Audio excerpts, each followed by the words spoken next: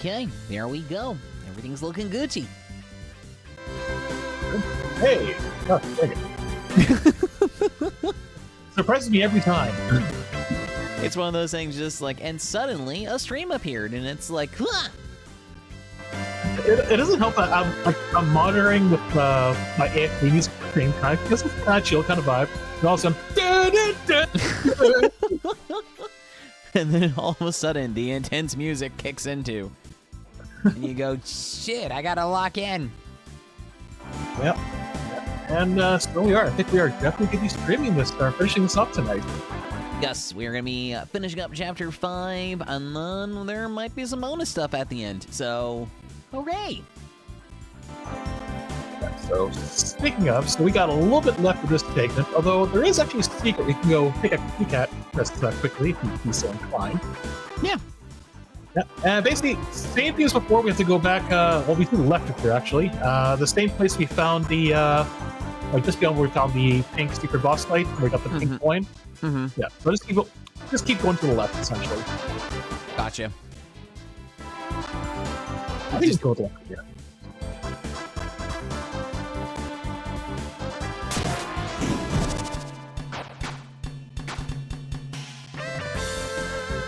Or not. I was about to say, or I can just jump into the abyss. I'll just get back to you on it.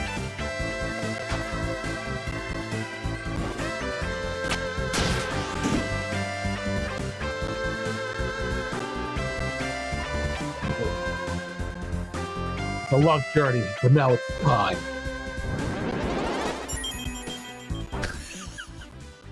The final. First. No. He's got pointy shoes and has gone Super Saiyan. He's not too powerful for us now. Nothing we can run.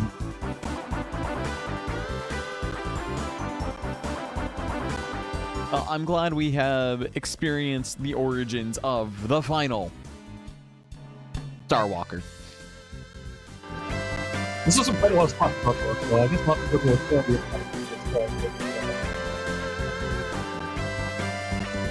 Let's make the final. So then maybe we need to go...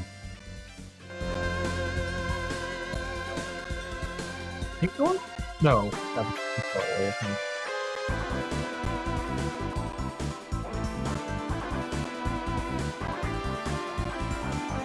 So then maybe go back to the foyer? Yeah, I'm everything else, I think the other flowers are not complete.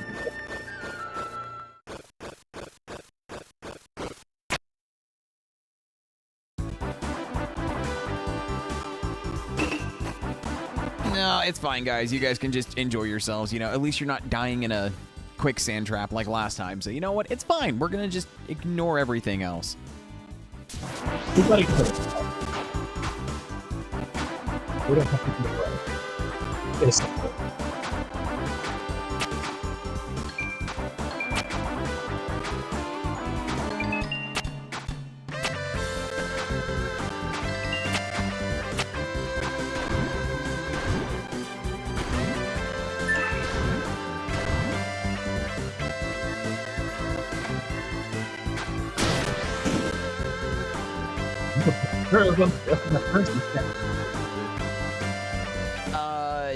That's what else is.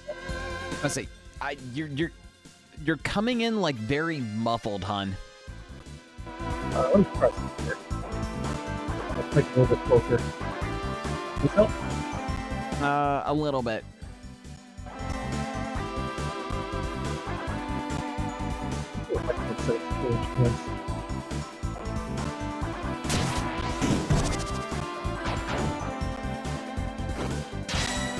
What's this good? Oh, that's next, right?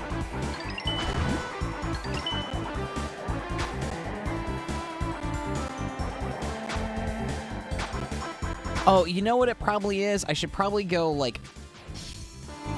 Yeah, because this is going to lead me back to... Yeah, because this is where Starwalker was. So yeah, no, I need to go past green, I think, and then that should take me. Oh yeah, it was past green. Yeah. Wrong way. Hey, Wendy. Well, at least we went to the left and discovered the origins of Starwalker Super Saiyan. Okay, here we go. Here we go. Oh, yes. So go back Peeking the this. hell out of my mic here. Sorry. You're good. So go back this way? Yeah. This looks a bit better. Am I sounding better on your end? I'm way better this time. Okay. Yeah, before it sounded like you were talking through like a glass of water. Huh. It was very much like a...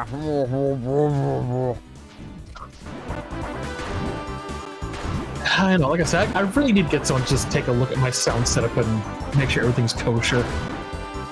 Guys, it's not half as messed up as it used to be. Mm-hmm. Hey there, Wendy Bone. Okay, so keep going left here. Gotcha. You're gonna go back to where you found the pink coin. Listen, Paralnock, I have tried some stupid things in my life, and yes, I have tried talking through a glass of water. I have never said I am the most intelligent of foxes. Most Arctic foxes have a one-track mind, and I am definitely a good example of that.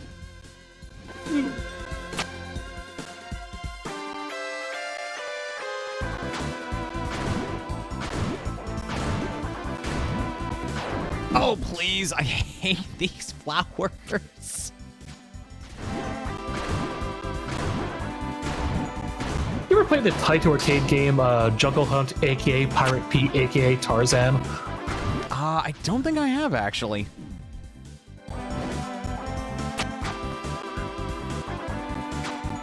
Yeah, it pretty much starts off with like a rope swinging segment like this, but, you know, frustrating in a way that only a 1980s arcade game could be.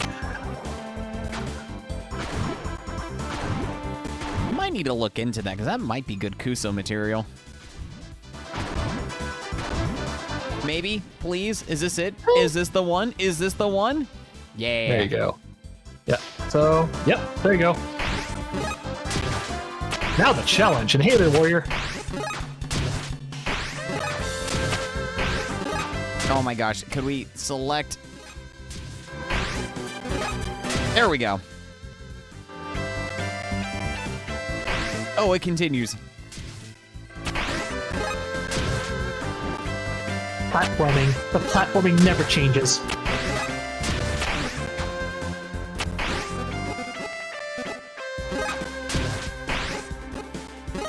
How do you feel about air jumping? Are you good with your Donkey Kong Country controls? What the...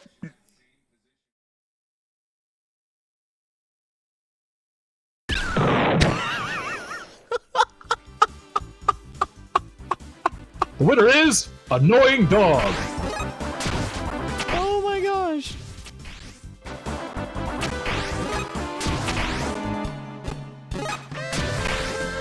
No. Damn that annoying dog. I had it. Totally makes you work for your jokes.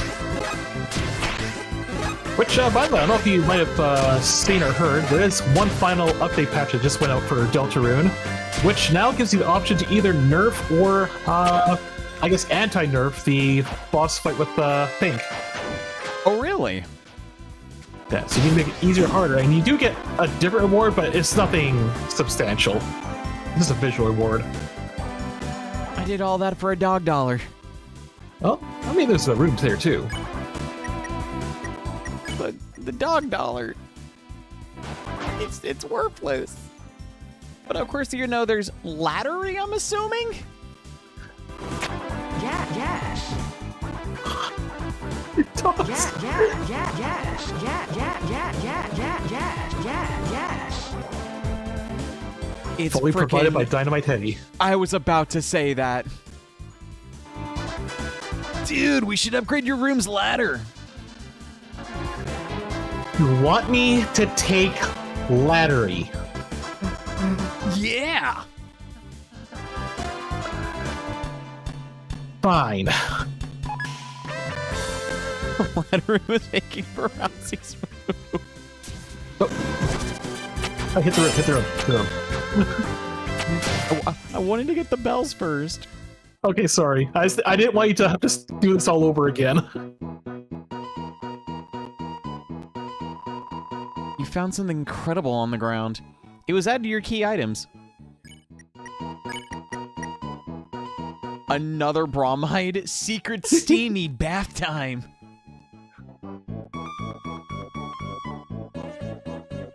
What? Oh, screw it.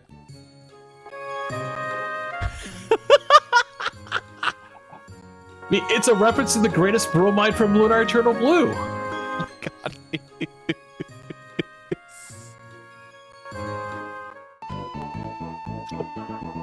Everyone remembers Borgans, right?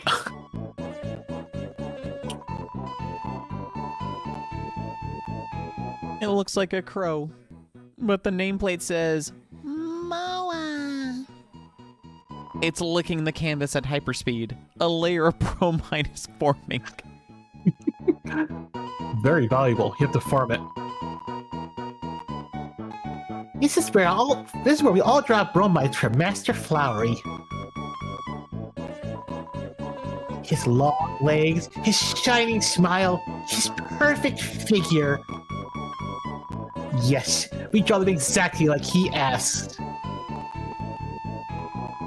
It looks like Floridan, but the nameplate says Yucca. It's drawing a bathtub using its fluffy tail on the canvas. This is the best room that has ever existed. Mm-hmm.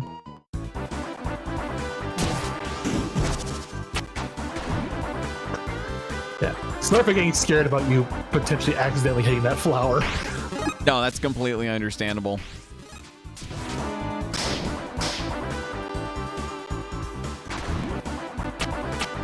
Okay, I think... Wait, no, we're not. We're not ready. I'm gonna take the long way back.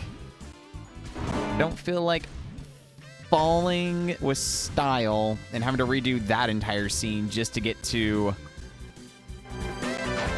Ow, well...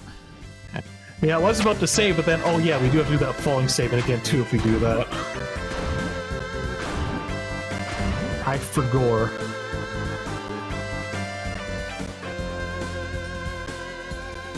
So we'll I'm assuming there's another door later on. Yes, there's one more door. Okay, we'll just keep going till that door so we can go back and do the last of the other scenes. Yep.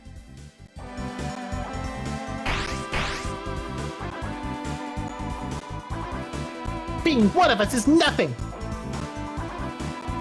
How about all of us? Aqua, final combo attack.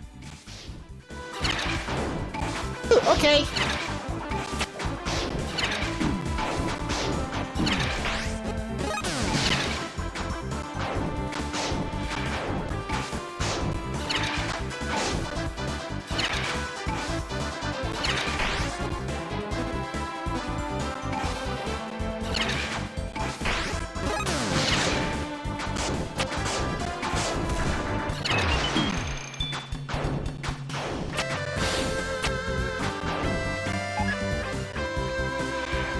Woo! Ultimate cowboy hat! Just like we rehearsed.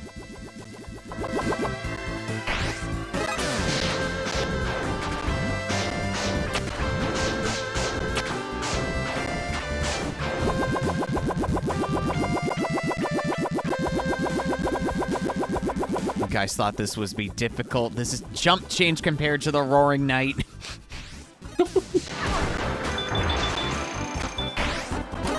We were chained on the turbo tunnel. We were trained by the Roaring Knight. Enough! Those chimneys were just to warm you up. I'll show you how human I've become.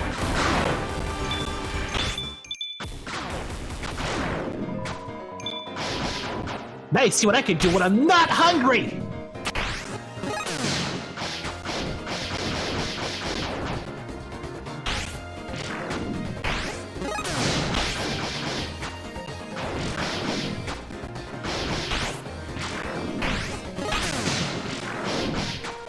Well, it's a good thing I've also trained on Master and Crazy Hand.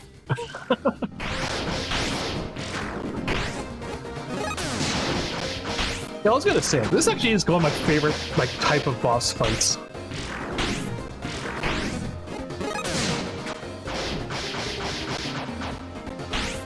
The pyramid from Mario 64 all over again. Mm-hmm. Oh, of course. Ooh, that goes by fast.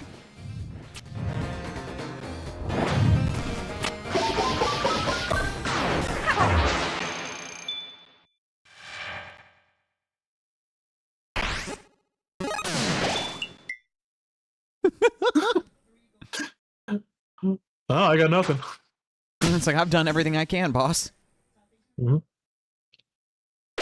He did his best. Yeah, this is the final door. Okay. There's one more thing I want to take a look at. Yes, I forgot about that actually. I say, now that we've done Pink, I want to see if anything has changed in her shop. Oh, Sunset. Will Earth be as beautiful again? Orgy is with her. Yeah. I guess I'll be graduating from here soon.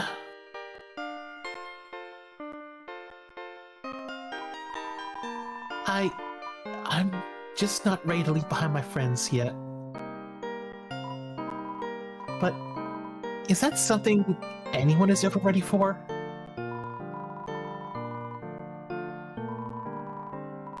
If you seal the fountain, I won't stick around. I'll need some time to myself, I think. But I'll be meeting you again. And Ori, I'll be making sure Asgore is warning you properly, okay?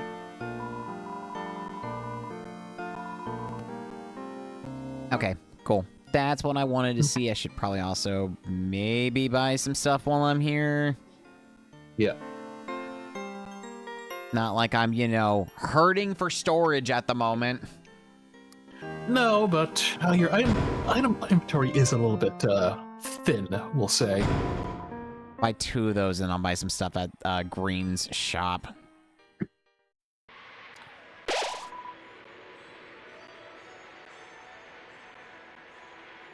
Alright, then we'll go back to Castle. Foyer.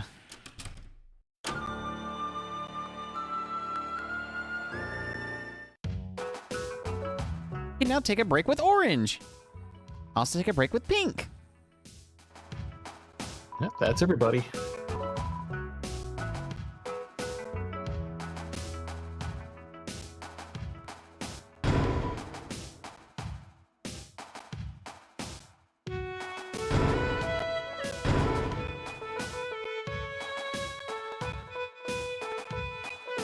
All right. Break for 20 Flowey dollars. So, my name is Aqua, and I'm a girl? Seth, are you a girl too, or a boy? What? A real tactician never reveals any unnecessary information. Ooh, you mean you don't know? Shut up! Of course I know! Well, I'm a girl, and Yellow's a boy! Hey, ain't no boy, I'm a cow. And Green's a chef. Seth, whether you have an answer or not, is it not all the beauty of the kaleidoscope of life? Huh? Thanks, everyone. Well, that's right, no matter what you are, You owe me $5. we're all gonna beat you with hammers for your crimes. What? Wait!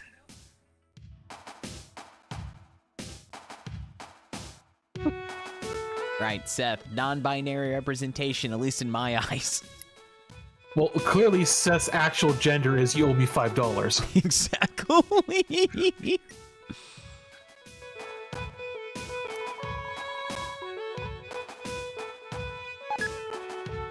Ginger dead, apparently. Orange! Oh, I barely recognize you. You look so human. Ha! Don't I? I look very trained and strong, don't I? Ooh, strong human. Your hands are getting swollen and round from training. These are my hands. I have to check that out when I can. Also, Paralnock, why are we putting me in the jacket? What did I do to deserve this? What did I do? Hey, don't ask me. I just work here. I'm an innocent fox. I've done nothing wrong. Yet.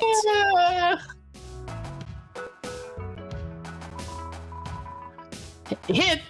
These are my gloves! Oh, hands are not swollen and round? It's a condition, I swear. No! Never mind, you don't look human. Oh, Aqua, don't do that. You're gonna have Ori tell on Pink. Oh, Knock. I'm gonna clean and then I'm gonna be upset because he's upset. Hey, Orange, how do you eat with boxing gloves on? These are my... Wait, they are my gloves.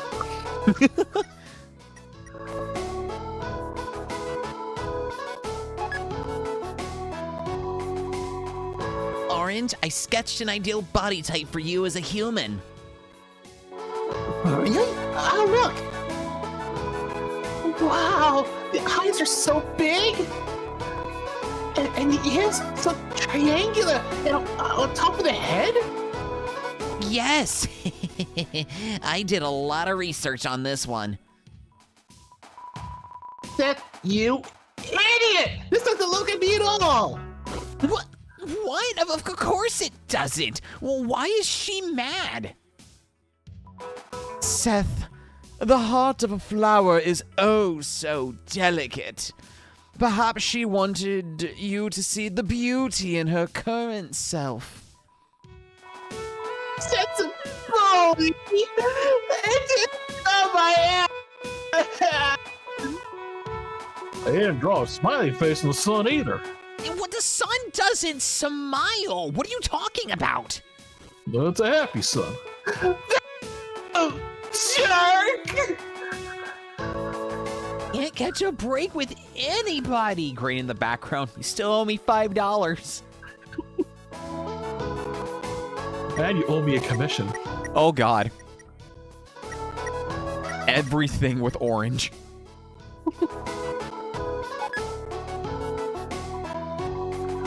Orange, I think you are missing something to be human. What? I am? What? There you go. Now you look just perfect.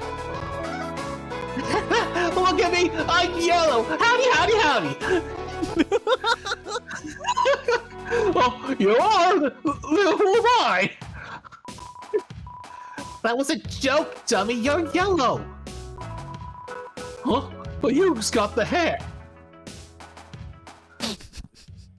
Everyone, look, I'm yellow. Howdy, howdy, howdy. Don't worry, I've always got a friend inside me.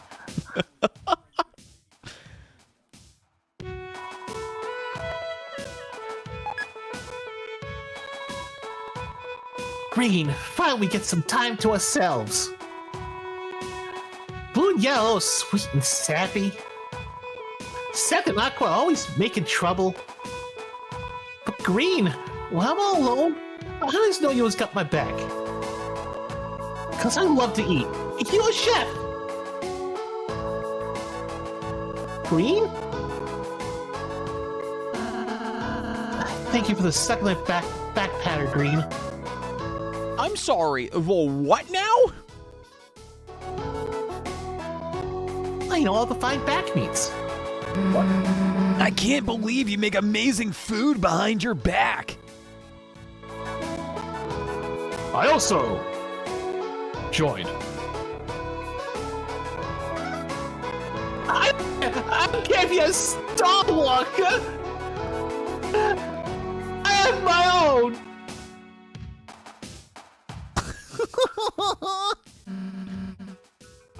That's not That's original. not original.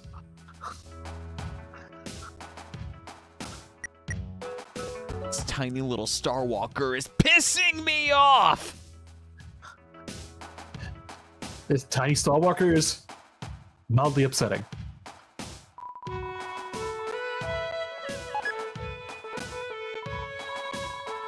Blue, give me a favor. Give me a famous advice. Okay, dear. First, move like a butterfly. Then sting like a bee. Okay. I need to have wings and a stinger, like humans. Humanity is in the eyes of the beholder. The beholder? Wait, how many eyes am I supposed to have? DD reference, nice. 3. It's not 2. 1 big one. Don't just say random numbers. That's what I'm trying to tell her. Eyes. 4? That's not what she meant. She's just insulting me. Huh?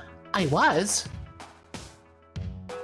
I mean, have we seen Steps without their glasses? No, we have not, actually.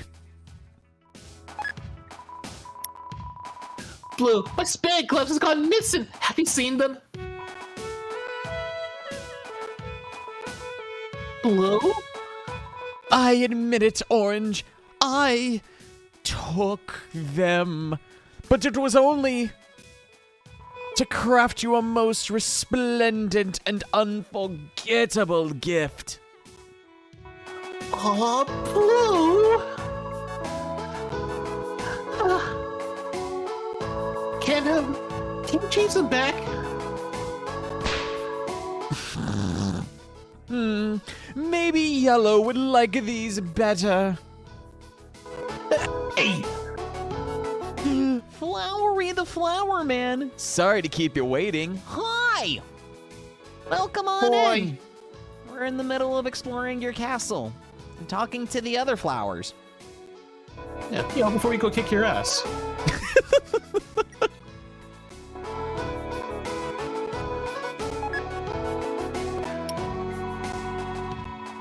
Blue, what's the path to a true human champion? The victory you seek comes not from bare knuckle.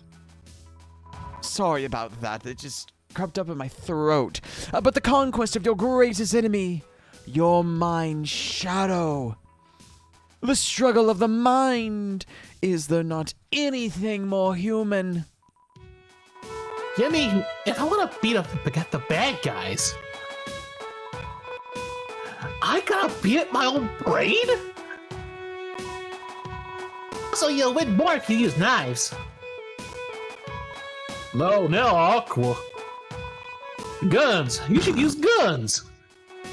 I can't decide. You sniveling idiots! Think about what you're saying! Orange has 2 hands. She can use both. A whole world of possibilities. All I need to do is wait a minute. I've got a book here about the formations of CQC that lets you use both at the same time. A close combat with guns and knives. We're into something here. Okay, get some duct tape and attach these both to my gloves. Guns and knives, and nothing better for my flower friend. Oh God, that is so. No, wait a minute. Don't worry, I'm gonna get coaching by my hero, Aaron Ryan. Never a cleaner fire there ever was.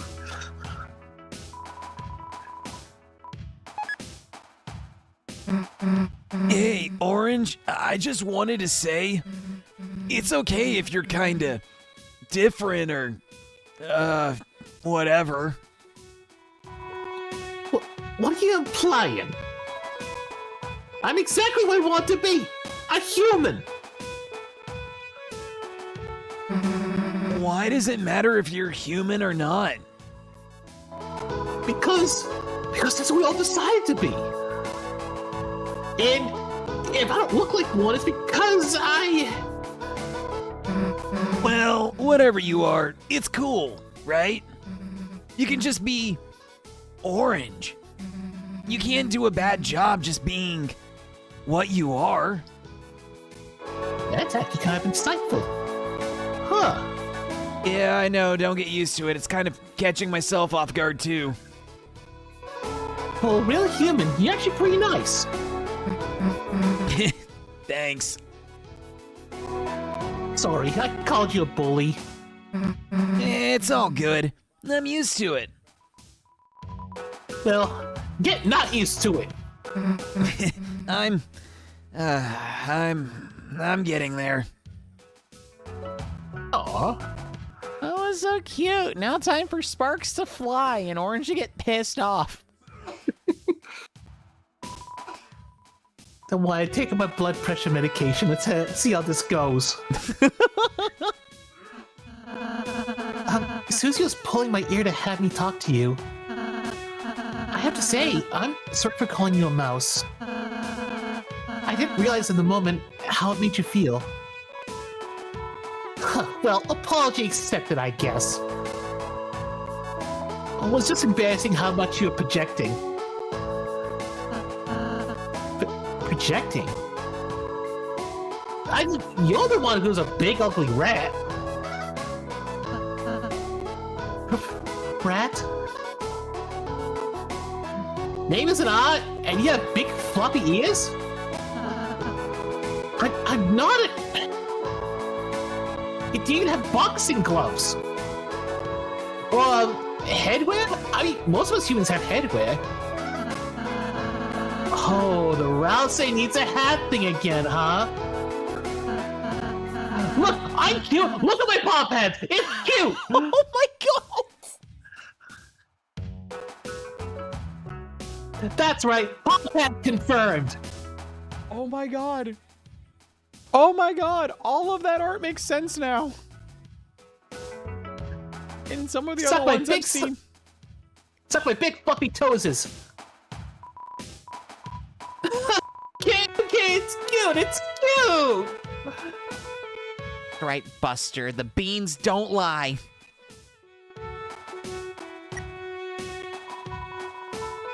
Just slather them in gravy. And pepper them with the finest sausages. Everyone, it's nice to meet you. I'm Pink. I'm not really a real flower, but... Little Orange, does she like throwing knives? Of course, and bombs. She's the... Oh, sorry. Of course, and bombs. She's the best. Oh, Pink, your tutu speaks the volume of your heart. We're trying to be human anyway. Oh, and she does got a human tail, too. Pink, welcome to the team. Thank you.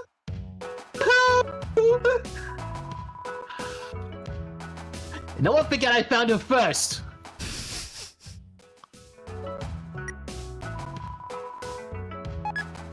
Or, clubs. Hey there, toothpick.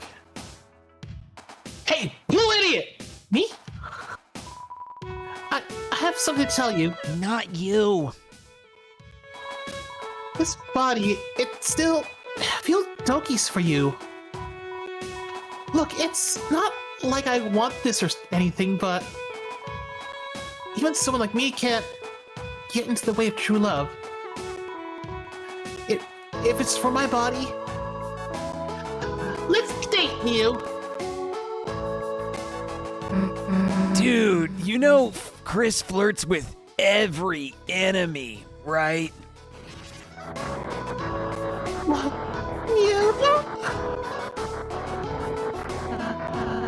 I mean, we're just acting to win the battle.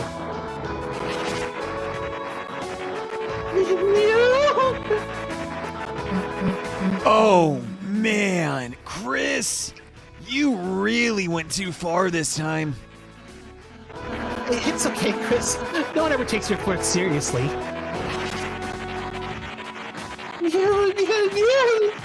Oh, we're about to witness a murder. We're about to get a game over, and it's honestly, I don't blame her. It's fair.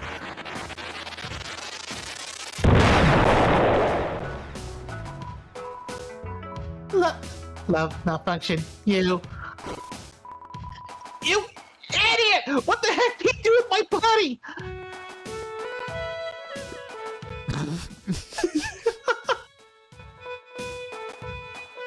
Oh no.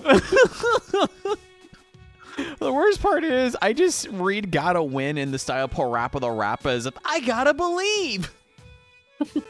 Gotta win.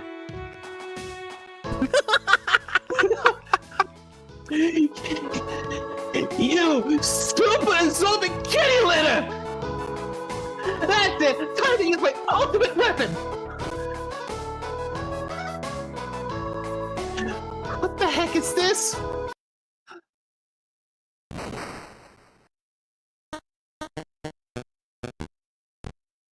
Well, okay, so we gotta start chapter 5 over again.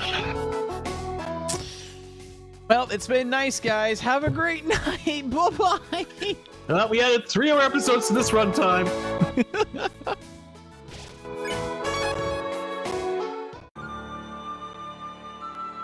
Oh, that was good. Michael Bob?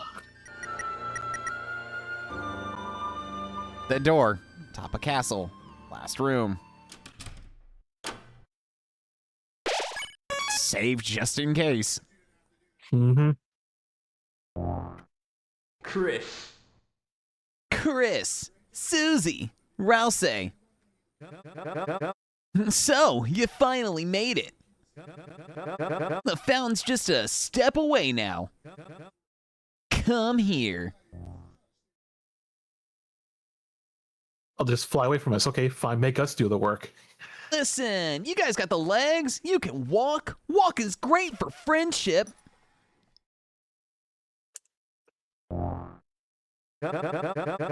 Fate should say we are destined to fight. But I believe in you three. I believe you have the power to change that fate. So, will you use it? Or will you prove your fantasy stronger than ours? Listen, I don't wax philosophical nonsense with just about anybody, Chris. You guys are my favorite trio. We're gonna do this as long as it takes, buddy. And yet you make us climb these stairs. Again, cardio. It's good for you. Makes you nice and strong thanks to photosynthesis. But humans don't have... Never mind. Humans are great at photosynthesis, Rowley. I thought you would know, with being a darkener and a human extraordinaire you are. I mean, a lot of you guys have very questionable basis for your knowledge. So, you made up your minds. Listen. Since the beginning, we were love. Your father grew us a rainbow bouquet of 7 flowers. As a proposal to your mother. Flowers. They're only supposed to live for one smiling day. And yet, did not let us go. He kept us alive, alongside his love. Every day he watered us. He talked to us, sang his dreams to us. And each day we wished we could do something in return. His friend grew sick, and we could do nothing. His money ran out, and we could do nothing. His family left him, and we could do nothing. And yet, he still cared for us. Weak, useless flowers. Flowers that could do nothing in return.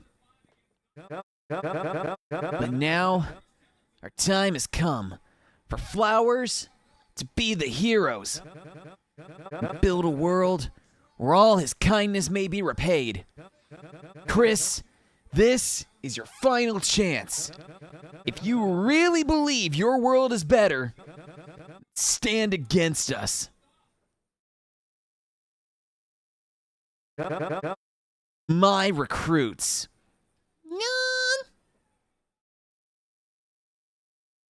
I think these were our recruits.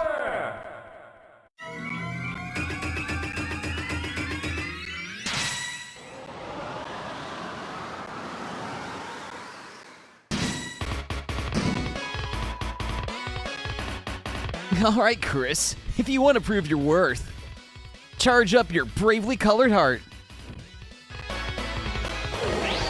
Oh, it's another yellow fight? Oh, it's Orange, actually. I've always wanted to use Wario's trademark tackle in heart form. Press release aim dash. Tapping it works too.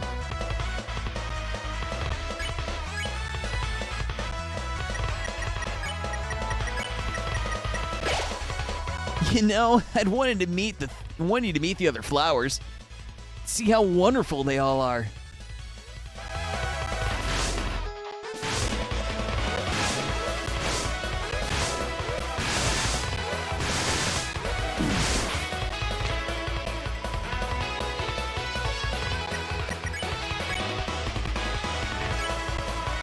Everyone pose together. Press the right time to pose.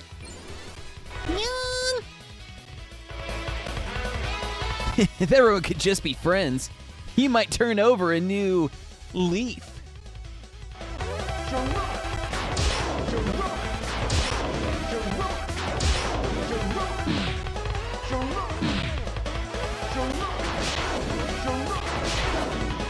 God damn it, guys, let me say Gerona. It's his word after all. It's his word! He made flower in his hair beautifully. But I see your hearts are set in stone. Your world, your fountain is more important than ours.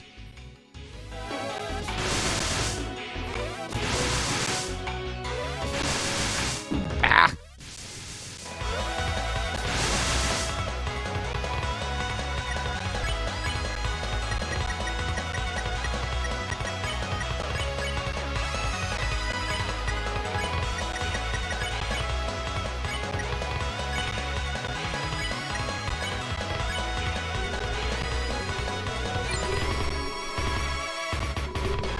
No, he's working. He's attacking us again. Our attack is against us. Whatever. Oh, succulent hair. You think that's gonna stop me? You're not the only one that can act. What? I won't lose. My friends are behind me. Seth, remember the patterns I taught you? I improved them. Watch.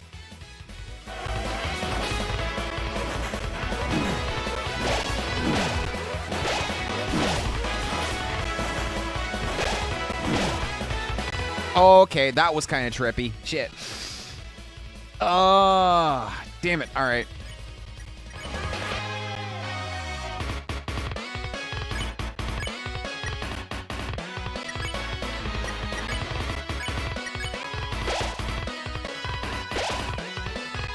Aqua, let's play knife cutting game.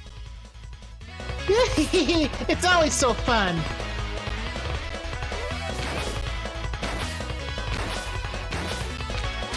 Oh, how did I? Oh. Yeah, yo, hitbox are just a suggestion.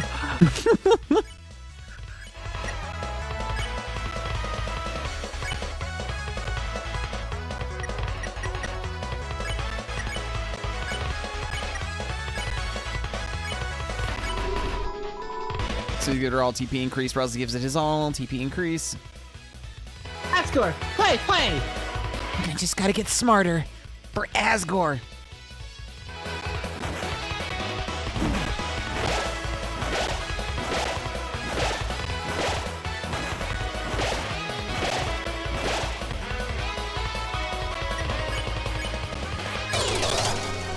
Everyone spins. This is our dream. Nightmare, nightmare!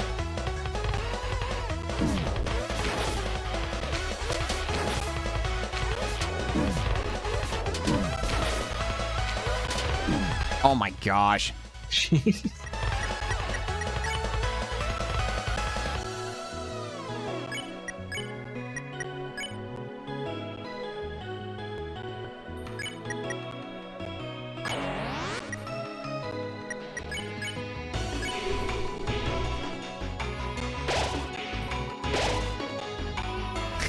You think you can match my style?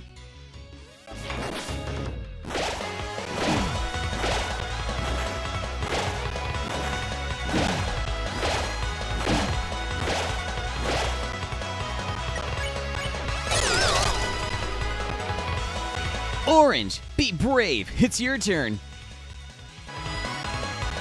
Hey, beat bro, they will beat us, beat our combo.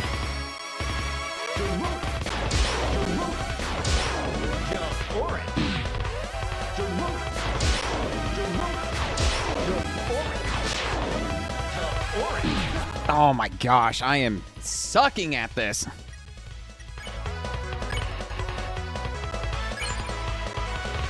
Everyone plays as Flowery. Green, how about a $999 tip?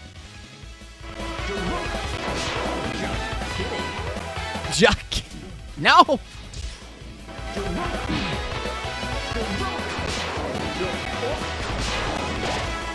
Orange.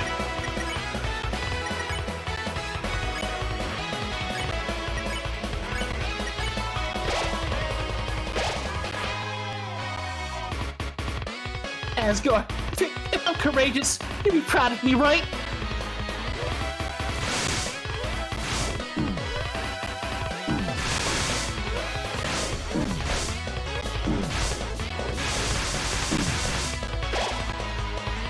Oh my goodness.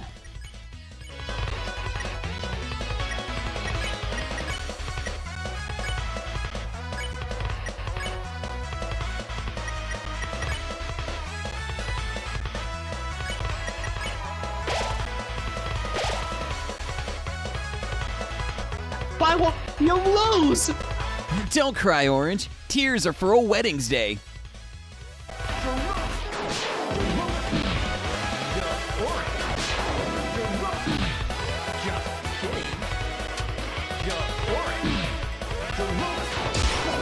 Man, I'm having a hardest time getting the timing for that. That's what got me a lot. Blue! We know, Flowery. We're here to play our part.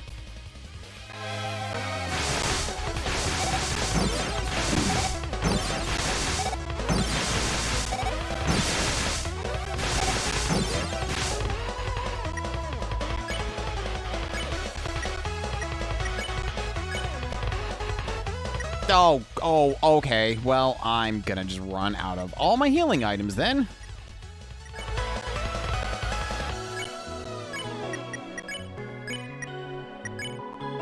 This is basically the final battle of the chapter, Picori.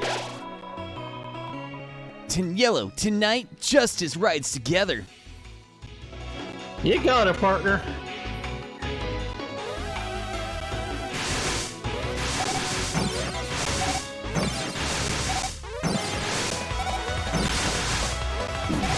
Oh. Not to put my point up, but these are the people who are fighting for their very existence. So, you know. Typical hero stuff. Asgore, this justice for you. Will he witness our dance?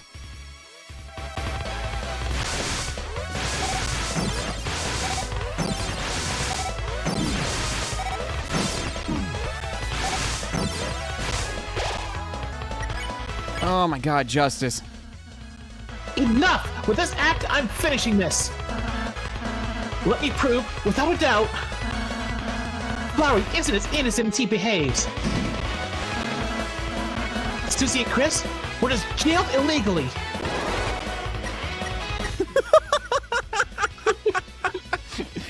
Moss! I mean, that was almost there. This monster's our prison food. Innocent people don't belong behind bars. Since when are thieves innocent? This petal feather, you stole it from the shrine. Aqua, it was a gift. Since when was it hers to give away? Too bad. Looks like it's back to jail for... I did it. I did all of it. It was my idea. Susie, I'm sorry. Finish it without me. Not bad, Raleigh. But it didn't get your friends any closer to the dark fountain. Enough, Chris. I don't need a trial to expose the truth. We've watched you since you were a child, and I know that you've changed. I don't know what your plans are, but if they involve Asgore, this is as far as you go. Feel it. Smell it. The power of flowers.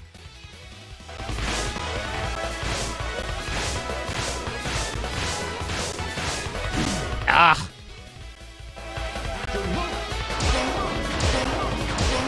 And one more for the fans.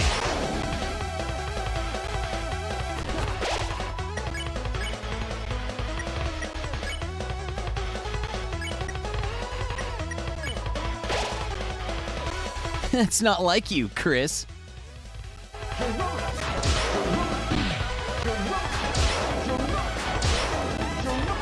Ah!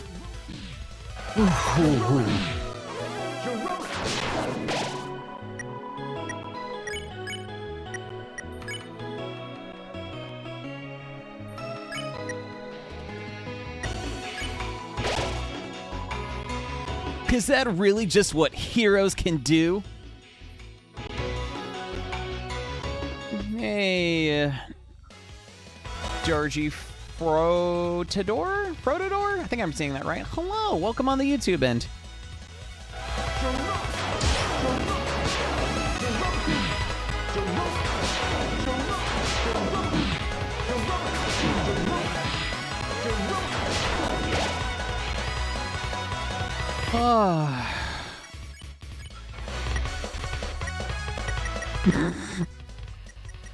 Also, hey there, Fountain Maker 1225. I'm gonna kill that stupid flower. Oh, well.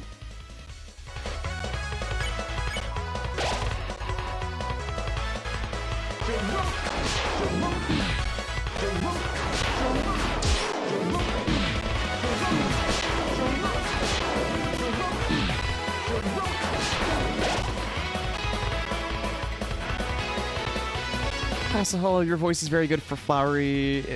Oh, thank you! Also, I just realized the time is up, so I'm gonna go ahead and take everything that Prologue put on me, and we are saved.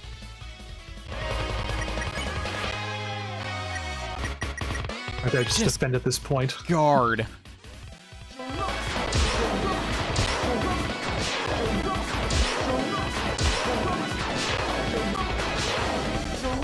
Ah. Finally! Susie's idea. You listen to Susie's idea. Chris, I just noticed from what Flowery said, but flowers were on stopped growing up. Stopped going up for oh my god. Flowers were on stopped going up a while ago. If you want to get to the Dark Fountain, we gotta find another way. Got it? Hey, Flowery! Asgore's falling over there! Oh, buddy! Chris, this is it! Go! I'm falling! I'm falling!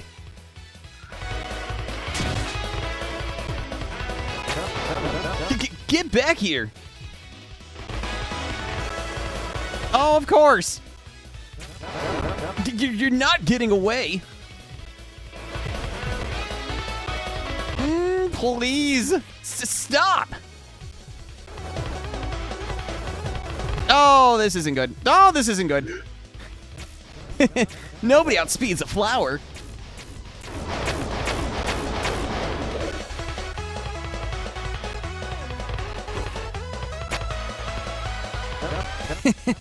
you almost got past me for a second there. But wake up, Chris. I can never lose to you. Because I'm not alone. Watch and learn, Chris. The true power of friendship. Combined. Omega Flowery. Flash. Jerome. Jerome. Jerome. Jerome. Jerome. Jerome. Jerome. Jerome. Jerome.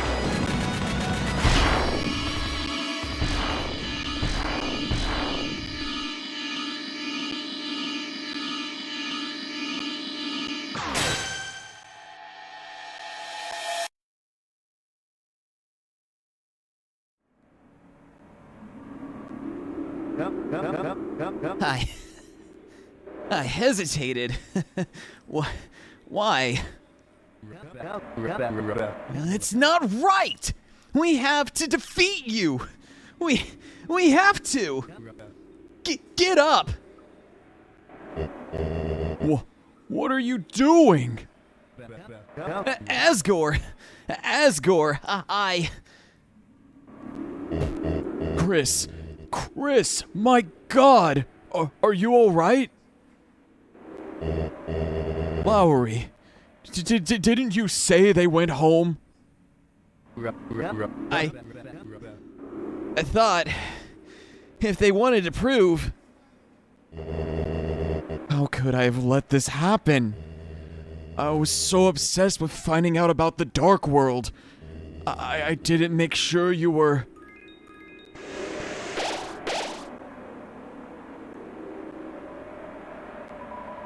This is a comedy, not a tragedy. Get up, you two. Chris! Oh, thank goodness you're okay.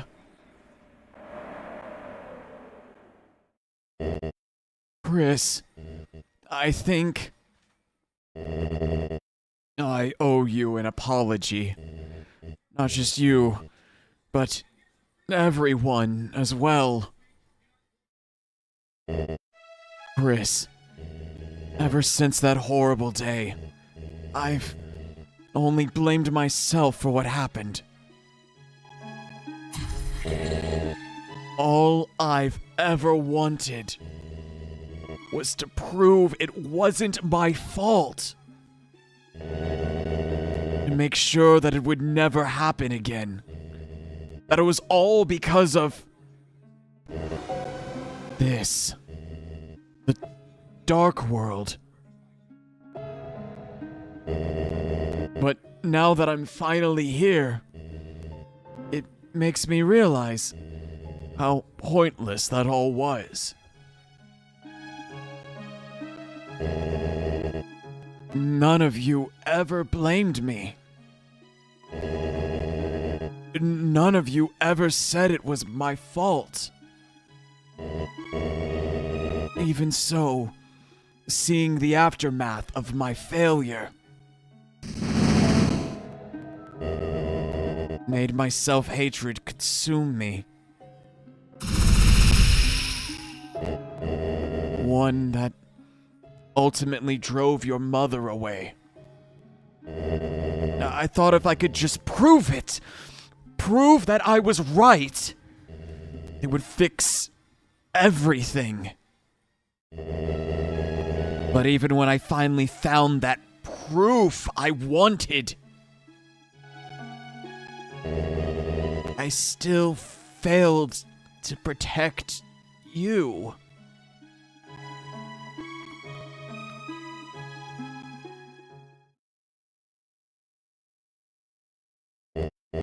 Chris, I'm sorry.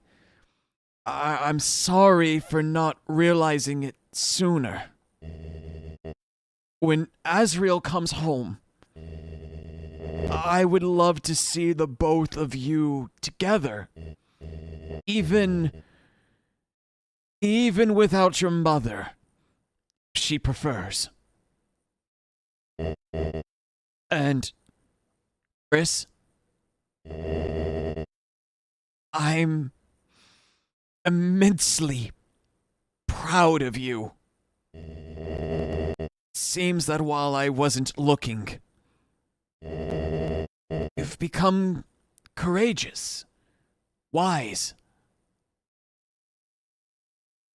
and made many wonderful friends. Chris, it's your time now. End this dream, won't you? But wait, Asgore, what about the diner? What about skateboards? Flowery, you do know I was just playing along, right? My only goal was to find the truth. If anything, your actions toward me made me realize, well, how it feels to receive such unmasked for affection. You didn't actually like my mixtape? Well, I did. It was very, well, thoughtful. At times, you seemed like a really lovely person. All of you did. But, Asgore, listen, this world, it's perfect for you. I've seen how alone you are. You want to go back? Flowery, even if I wanted to, I couldn't stay. Why? Back in the real world, my shop is waiting. It's not right to leave it empty. Someone has to take care of the flowers. Can't argue with that, old buddy. If that's what he wants, that's what he wants.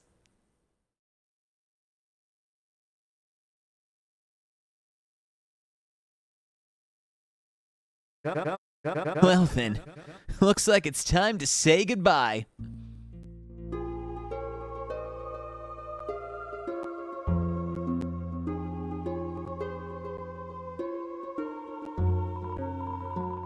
Well, I don't really get it, but playing together was fun. Let's play together again soon. Thank you for watching my dream.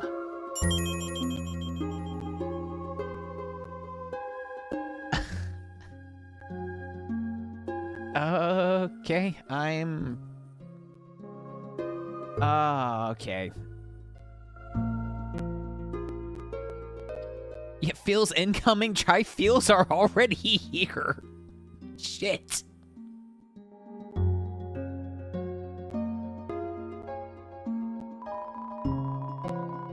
Green wanted to be a chef and know the flavor of many foods. Thank you for watching their dream.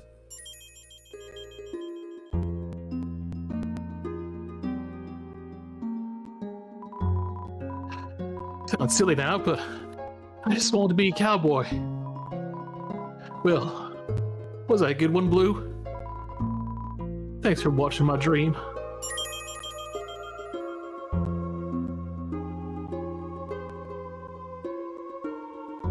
I wanted to move, to feel, to know love in my limbs. Even if it ends, love will always continue.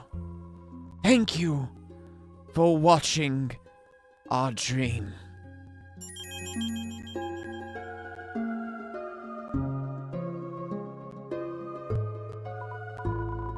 I want to have courage and fight to protect what I loved. Was I brave? You'll say I was brave, right? Thanks for watching my dream.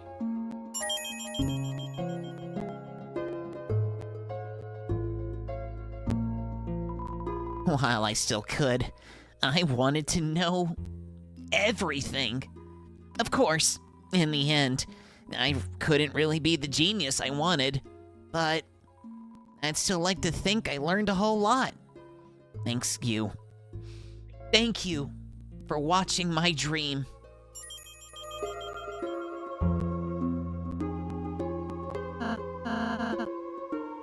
And Flowery's next. Done already? I didn't really know what to say. Flowers have dreams too. The darkness lets us fantasize a higher form of consciousness. But dreams are dreams. It's time this capricious reverie came to an end. Chris, the fountain is waiting for you. This dream was always set to end. Even if we defeated you, we knew that flowers left in darkness will perish. But if we could give Asgore a glimpse of a perfect world, we'd make up for everything he had done for us. After all, we weren't supposed to live more than a single day.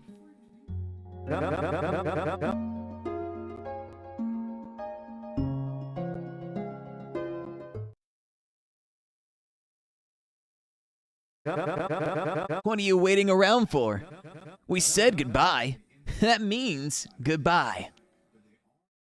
The flowers back home. They were my wedding bouquet. I kept taking care of them all this time, but from now on, I'm going to do it for my sake. Did you want to say something? Chris, don't worry.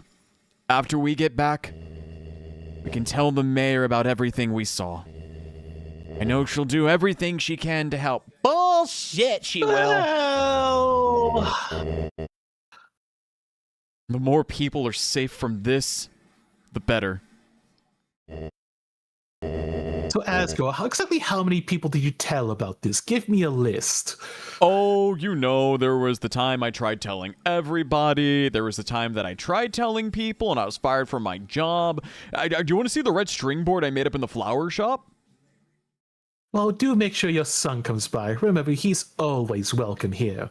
I'll do that, Carol. Man, Chris, isn't Carol just the best? Meanwhile, Chris's phone is vibrating off the charts. What the fuck are you doing? We're supposed to keep this a secret. What the hell, Chris? Chris, I thought I had explicit instructions just to open the fountain, not show him everything, you little shit! We were both worried, Chris, that Azrael was going to end up your only friend. But it seems you've met someone really wonderful. Not only has she fought by your side through danger, but she also seems to have an interest in flowers. Oh, Dad, yeah,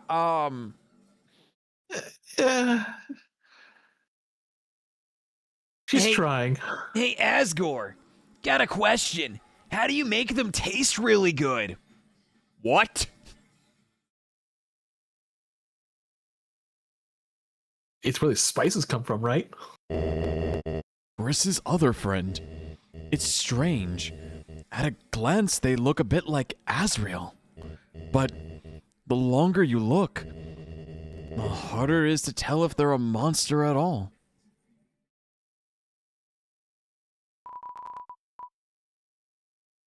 It was as if your very soul was glowing.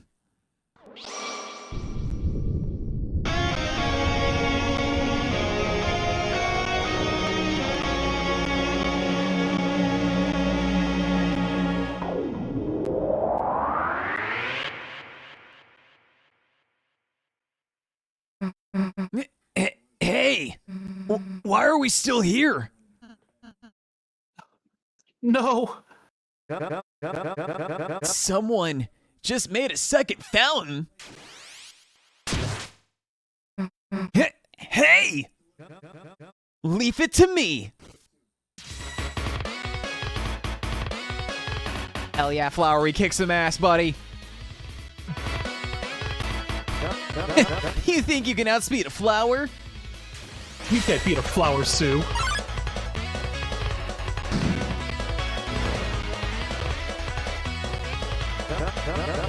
What? Leaping so soon? You're not the only one that can start a battle. Some enemies show up. Oh my god! Get their ass! Let's do it! Try running away now. Flowery Splared Floridan. Looks like it's just you and me. Take this! Ha ha! Girona! How'd you like my Girona? Mono could use some sauce. You can ignore my fake statistics? Who needs stats anyway? I've got a bouquet of moves where that came from. Seems like you still don't get it. Nothing is stronger than a flower's dream. No!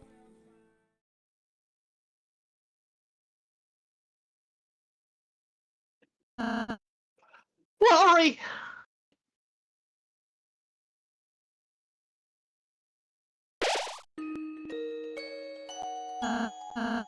Flowery! Flowery, say something! Rowley. you know, your magic can't heal this. So why? Because I have to try, you know? Flowery, are you okay?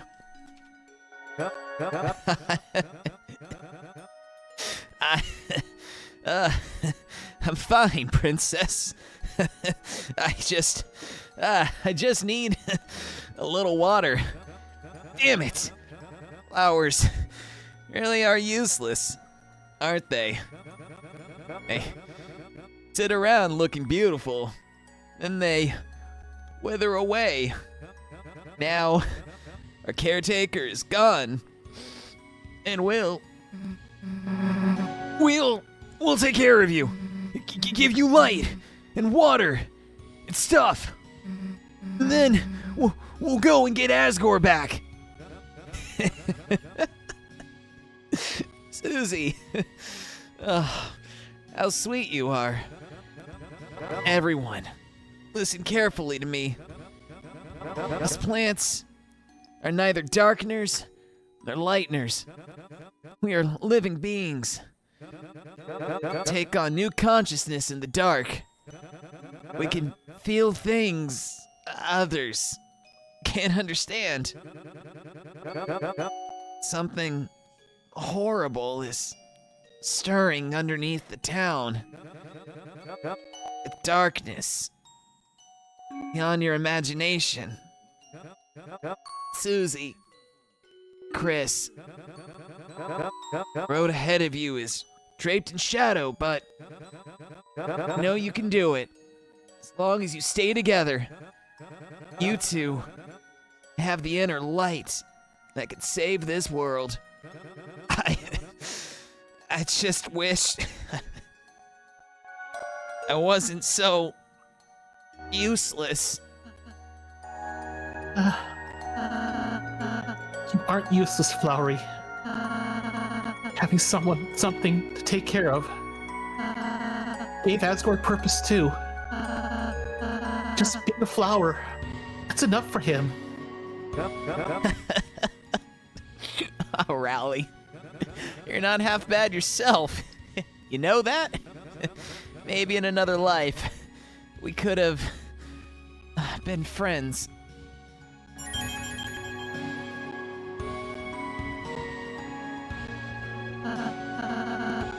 You two, go see the fountain, okay? I'll stay here. right. A flower torn in half. He just had to go be dramatic, didn't he? Idiot.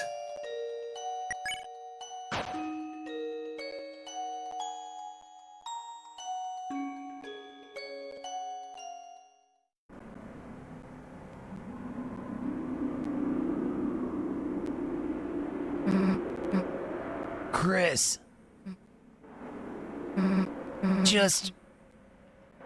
Just seal it.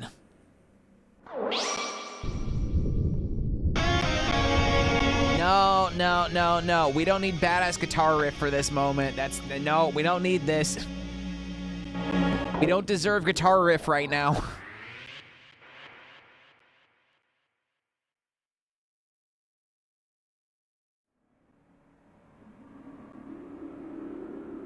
Oh no! So I made a third fountain? Flowery! Chris, stay here. I'm gonna find something to help.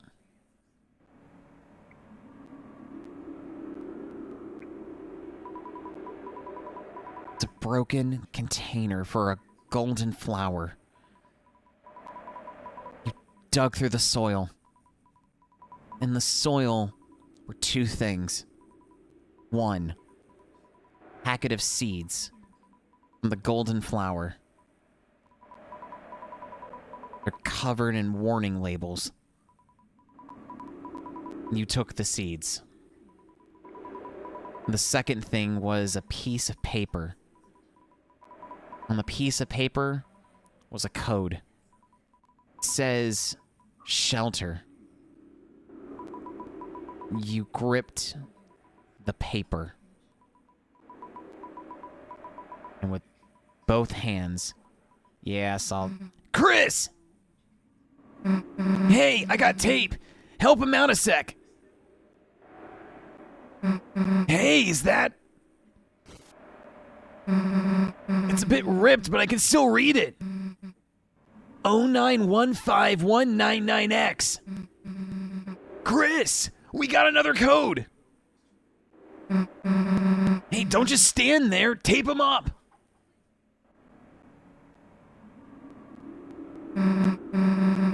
Sorry, guys. You're gonna have to share for now. Oh, yeah, I should explain. Before we sealed the fountain, Flowery talked to me. And told me that Asgore used to be the police chief. And still had his shelter code buried in flowery soil. He told me not to tell anyone about it, but... Guess he told you too, huh? Anyway, let's get out of here, fast.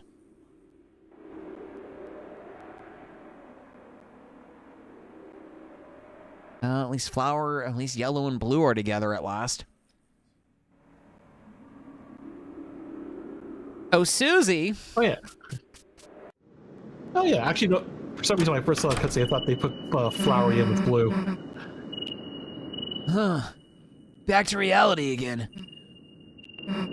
Chris, we couldn't stop them. How much longer are they gonna keep taking more people? And how much longer are those people gonna be safe?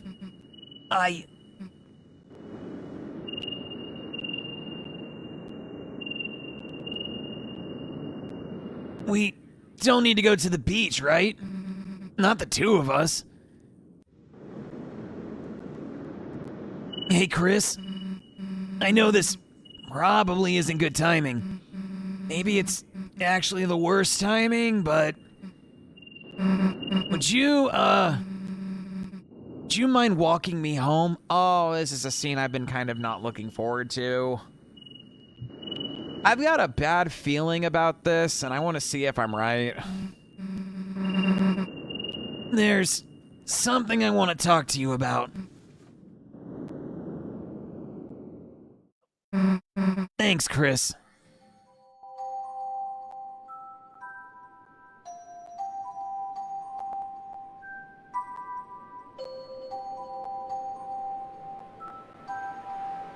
Hey, the lights are still up. Kinda...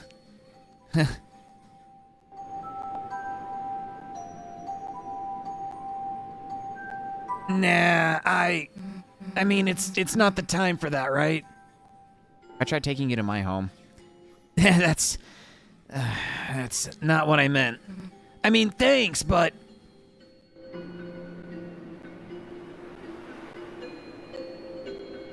so about what I wanted to say.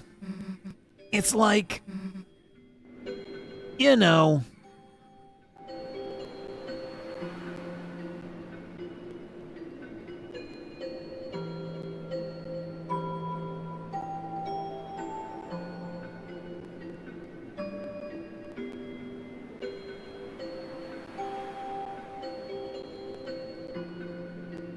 I guess you and me make a pretty good team, right? I've just been thinking about that. Thinking about us.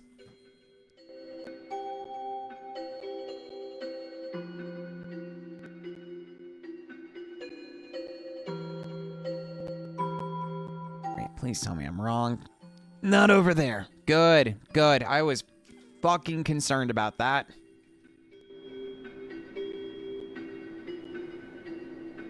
I was wondering how Susie knew about the free milk, but okay, I'm glad that's not the case. Maybe she has a roof over her head.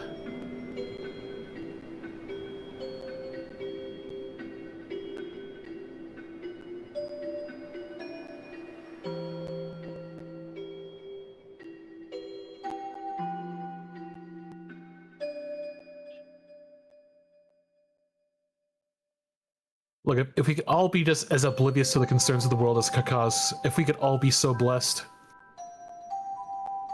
Hey, not over there. Oh, it was my second fear. Okay.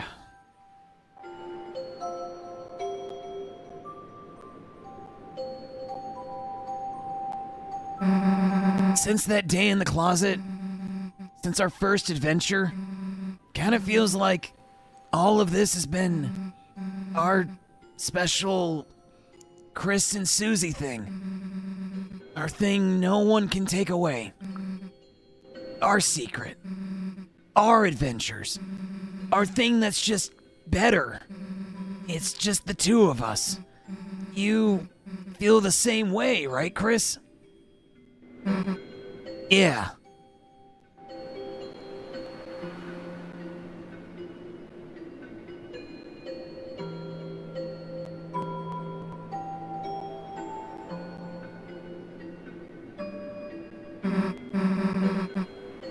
I guess what I want to say is, Chris, this can't just be our adventures anymore. People are in actual danger. Your dad is in actual danger. We can't mess up anymore. We have to tell someone. Someone closer to the shelter codes. Someone who can help us fight. Chris, this can't just be a me and you thing. It needs to be Noel's thing too. Chris.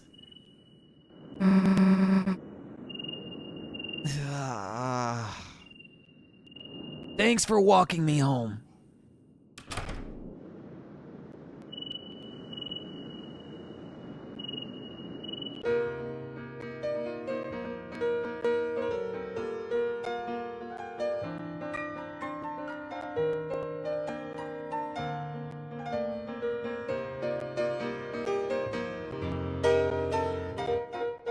This has to be a Jockington thing too.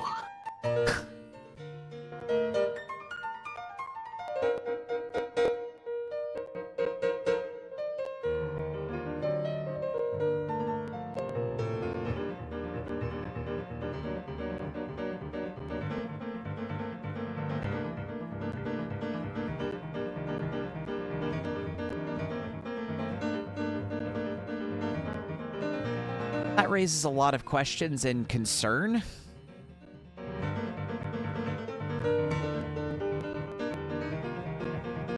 We have the vague idea of, like, obviously Susie's home life isn't all that comforting.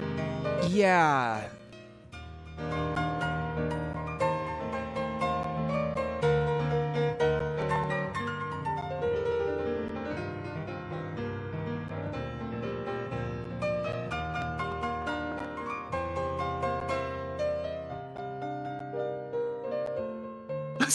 getting there. Sorry.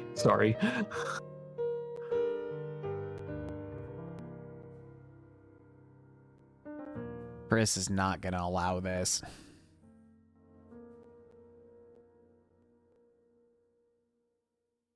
Chris is gonna fucking fight this tooth and nail.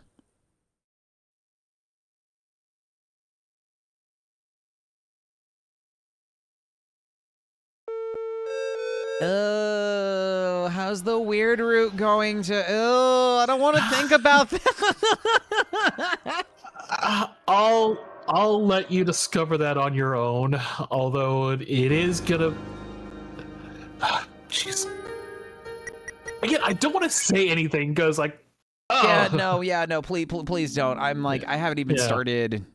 I haven't even like properly done like any of the sanctuary portions of chapter 4 yet. I just haven't had time. Gotcha. But now that I've beaten chapter 5, boy howdy, as soon as I'm done with chapter 4, I can get started on Weird Route 5, and I don't. Ooh.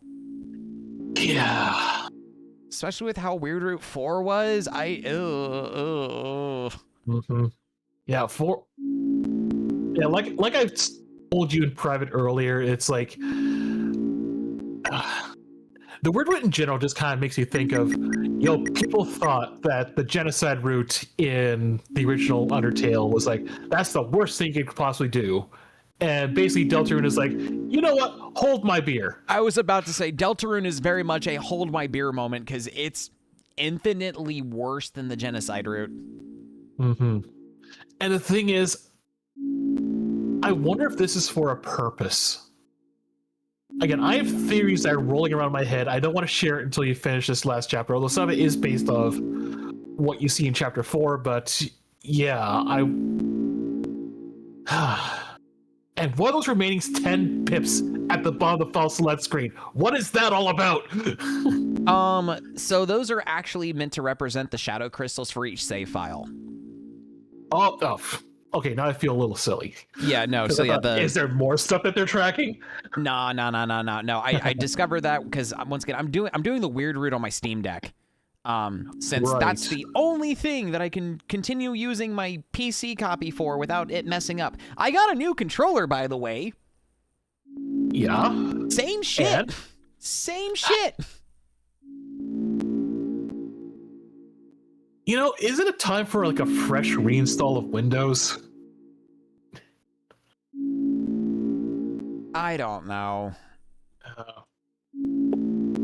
Technology. Yeah, but no. So anytime I boot up like on my Steam Deck, it still shows my my 4 crystals collected from chapters 1 through 4, and then it's also showing the crystals I've been collecting on my file 3 weird route at the very bottom. Gotcha. I wonder if you copied the save files, would it copy over the crystal data too? Again, this is a weird thing to have it tracked at this screen in particular.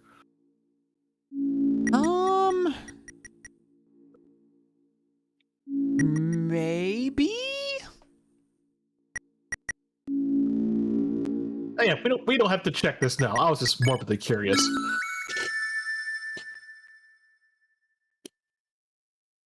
I don't know. This Yeah. sucks. But I suppose to talk about this though, like I know at first you're kind of I did tell you when we first started this chapter that you're gonna really dig the aesthetics of it. I know the first part didn't really do much for you, but did that change significantly by the end of it? Oh yeah, no, 100%. The second we hit the cliffs, like it was just soaked in beautiful aesthetics, and then of course, getting into the actual like castle was just chef's kiss. Yeah, it feels very Legend of Mystical Ninja. Mm-hmm. Very Mystical Ninja oriented, which made me very happy. Yeah, and I have a bit of a thought on the aesthetic of it is the fact that the first part feels so based on nostalgia. Like it's a remix of, the Field of Hope and Dreams. That was the Garden of Hope and Dreams, and has a lot of similar layout, and like even the battle themes is a remix of Rude Buster and such. Yeah.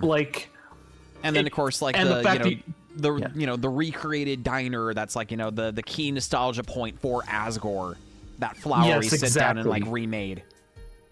And so it's always been our interpretation that as the reason why Asgore's so messed up is because he's just living in the past, because he misses his wife and he misses his kids and he misses being married, and that was kind of the surface level of it. Although you did get a clue of something in chapter 4. I don't know if you ever got to see it. When you're exploring the vents in Carol's house, and if you go to a certain room, you actually see that Asgore's been there, and he's actually talking to himself, and actually at one point talks about a crystal shard. Yes, no, I actually discovered that when I was replaying through chapter 4 to get caught up to this. I actually did more vent exploration, and I actually ran into like Asgore cleaning up the cleaning up the bathroom in Carol's house. Yeah, I missed that too, and I saw that like in like someone else's playthrough afterwards, and yeah. So I mean, this obviously the first part is to kind of make you throw off to kind of like lean into like, oh well, Asgore's just being not to put a fine point on it, it's like he's just being a sook about missing his kids and family and such. When now it's very apparent, like no, there's actually a lot more to his involvement, and a lot more than we expected. Yeah.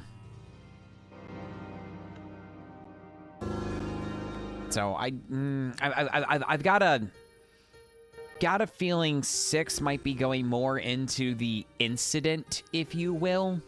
Personally, that kind of like details exactly what happened with Asgore, even though it's kind of heavily implied. It probably has to do with Dess's disappearance. I mean, obviously 6 is giving the descent into probably the utter madness that's going to be 7, and even as they're kind of talking about on Blue Sky, this is sort of meant to be the last fun chapter before everything, before the sun sets, as they said. Oh, it is going to be very dark and depressing for the next 2 chapters. And we are probably going to hit a very incredible low before we end on either a amazing high or a very bittersweet note. Do you have any theories that you want to share at this point? I am still very, very convinced that the Roaring Knight is Des. I'm almost positive about that. The incident was somehow a dark fountain being created, probably by Des on accident, or it might have just existed in the shelter for the longest time. With Des and maybe Azrael discovering it, with Asgore and maybe Carol trying to go in to help, since Asgore is familiar with the concept of the Dark Worlds. But maybe something happened that he couldn't stop, and then maybe Carol's doing all of this just to be reunited with her daughter in some way, but the only way to do that is to like plunge the world in darkness. Yeah, I mean, I held the belief for quite some time that, and I'm not 100% at this point, but Des was the knight, and like she was actually essentially Carol's failed attempt at bringing Des back, but it tended to be based more on her maybe flawed perception of her, kind of based on what happened with Gerson, where Susie tried to bring back Gerson in chapter 4, and because she didn't know him quite all that well, only managed to bring back the statue. Yeah. But my own theory, I've actually been leaning a bit more strongly into Rudy being the knight. And the thing is, I'm not 100% sure if what happened in this chapter was meant to be a bit of a throw. Like, I would say certainly that he probably fell from, I'm pretty sure we said fell down.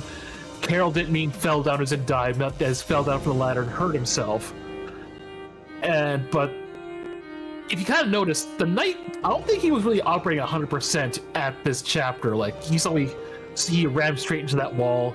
He kind of like collapsed on the ground, which kind of doesn't really look like he's at his full strength as he was in chapter 3.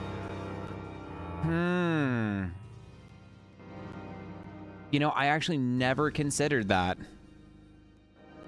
And there was also one of the big clues that say that Des was the Roaring Knight, was the fact that the knight is left-handed, and if you probably noticed how Des's computer, she has her mouse on the left-hand side, means that she's also left-handed.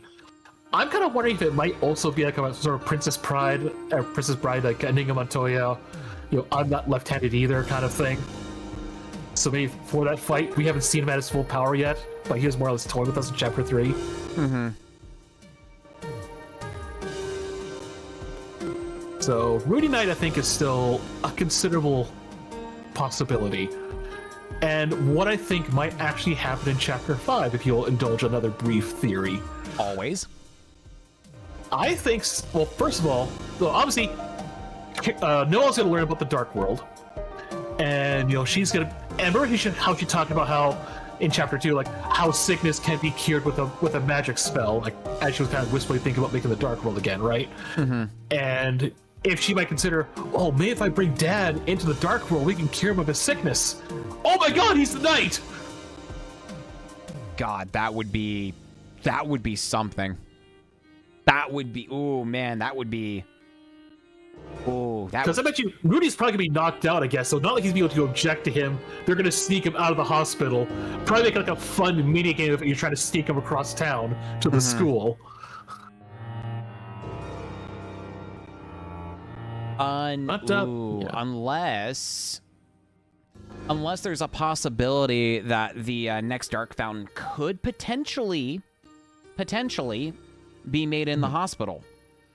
And I'm only saying that because if we go with the theory that Des is potentially the knight, or like a fragmentation of Carol's desires, Carol might try to make a Dark Fountain in an attempt to use what she learned from Des to try to prevent the same thing from happening to Rudy. I could see that. I mean, the question is, how ignorant is she, or how knowledgeable is she of the Dark World? I don't know. Like, she probably is very knowledgeable of it. She probably is, especially if she's the one who's been like texting Chris the ideas and commands and where to be making Dark Fountains specifically in town. Yep. Yeah, I'm actually kind of like looking at Parlock here. So honestly, I also trying to twist my theory. Like, what if Carol is actually good or trying to prevent this too somehow? Because that's always been a fun twist. Mm-hmm. But again, like as you said, we're like 95% certain Carol was the one that was like on the phone, because she's like, they said, "I'll be right there," and then she showed up. Yeah. Well, yeah. Well, it's actually kind of funny. Like, I initially, first of all, I didn't know that Asgore was there when I did my first playthrough of Chapter 4. Mm-hmm. And so when he walked in, I was like, "Oh, it's Asgore." No.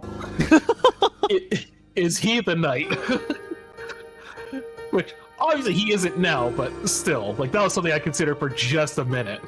Hey, and I saw Carol, I was like, "Oh, no." It's like, I'm pretty sure it's Carol. Carol's the knight or whatever, which... You just off the table yet either.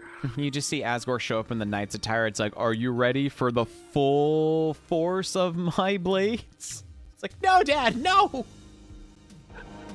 I just imagine how silly he's gonna look when he takes off his helmet. You see his giant head, like disproportionate head coming out of that lithe body. Here's the thing, he's being the Dark Fountain. No one's looking. I think the issue with that is it's kind of been shown that the only thing that can seal a Dark Fountain is the soul. And unless Chris is just running to the hospital constantly to like seal that fountain, it doesn't seem like it's the case, because Chris has a very big aversion to doing anything with the shelter, which could be the original Dark Fountain created.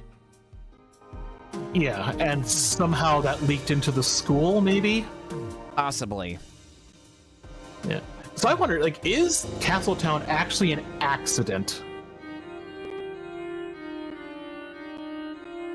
Or is, again, something setting up for having Chris and Susie and basically having this whole prophecy happen, and having the fountain inside the school closet is probably part of that.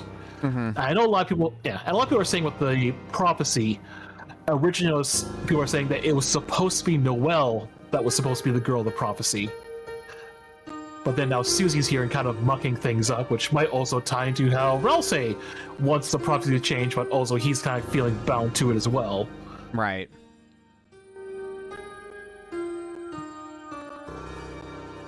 Yeah, because I mean, there is like I don't know. There is a possibility that with Susie entering the picture, the prophecy is already potentially being derailed, and it will be derailed at the end. Because it might still be going on the assumption that the girl hero is going to show up.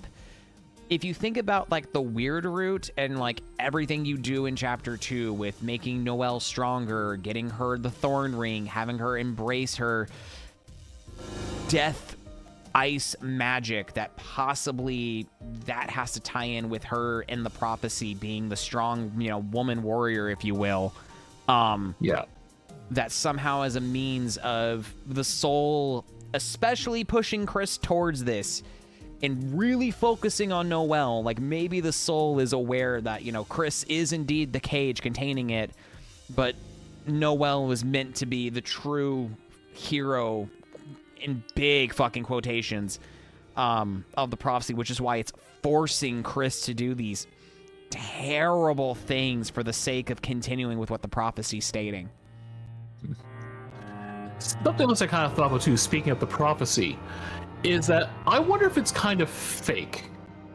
Rather, of course, there's always been the religion based around the prophecy. I mean, that's existed for literal eons because, you know, Gerson was part of that as well. He made the book and they made video games and that and such. And I'm kind of wondering, when whoever it was, like, be it like theoretically Gaster or whoever else, they made Rousey and it's like made him believe so strongly in the prophecy and such. Are they kind of constructing this prophecy and sort of basing around this story? And this isn't really something that's really set in stone in the universe, because here's the thing: even though it's a joke, why was Jockington's beard in the prophecy? Yeah. Because here's what I think. It probably is written in a book somewhere to sort of make it hard-coded, like in that Chapter 4 Dark World. And somehow Jockington and maybe Cag or someone else, they somehow just stumbled into this area. They see this whole prophecy written up on this computer or scrolls or books or whatever the heck this prophecy is being actually referred to in the Dark World. And they wrote in here, would be funny, Jockington grows a beard, because that's something he would want or something, right? And somehow that appears a panel. So it's a question of how soon you should take this prophecy. Maybe it's a thing that it's not meant to be as set in stone as Rousey thinks it is, because he's been taught his entire existence, be it all of maybe 3 or 4 days, that it is the end-all be-all of reality. And things are seeming to flow in that. But again, Susie seems the one who's able to counteract this, because maybe the prophecy isn't real as such.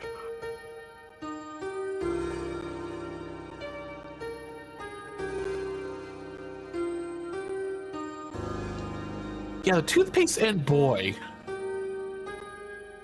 Which I kind of actually want to make a comment, like a comic about that, about them meeting up with Lancer, and then Lancer calls him Toothpaste Boy, and you just see this inner reaction of Rousey's heart just sinking, and like, oh my god, this is real. Like, this tragic man probably is absolutely going to happen now. He said the words. He said the magic phrase. Oh shit, things are in motion. Oh no. Yeah, because I have accused of Toby Fox of sometimes, like, you know, having his cake and eating it too with some of the rules of the meta with Undertale. But I do think something in Deltarune, the fact that he has these sort of joke prophecies, along with some that are meant to be taken like super seriously, and like this is immutable, this is gonna happen. There's got to be something to that. The fact that it might not be as like ironclad as we think it is, for various reasons. I do wonder if I don't know. I'm still thinking about like releasing. Like I don't know if like 6 will be standalone or if it's going to be 6 and 7 released at the same time. I have a lot of people have theorized that 6 and 7 could be released, and I do think I do believe that might be a good reason for them to do so. But I don't want to say anything just yet. What if this is all an elaborate plan for us to want to stay in the Dark World and Rousey is a sleeper agent? Well, I mean, it's working on Susie. Yeah. Yeah.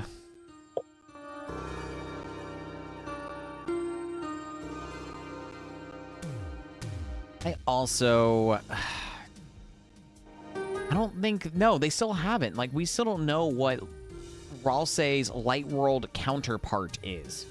That's something they've always made a big deal about Darkners, is Darkners is some sort of object in the real world, be it playing cards, a computer, you know, Gerson's ashes, but nothing's really been set in stone about Ralsei, I think, yet. I have actually heard a very recent theory because it's kind of tied to this game. Ralsei might be the trees surrounding the town. He's another planter essentially, and that might be part of the reason why he has such a beef with Flowery. Ooh, that could be. And that could also explain why he's able to so easily move between dark worlds, essentially, because he is surrounding the entire town. To have a piece of himself in the dark world is not unheard of.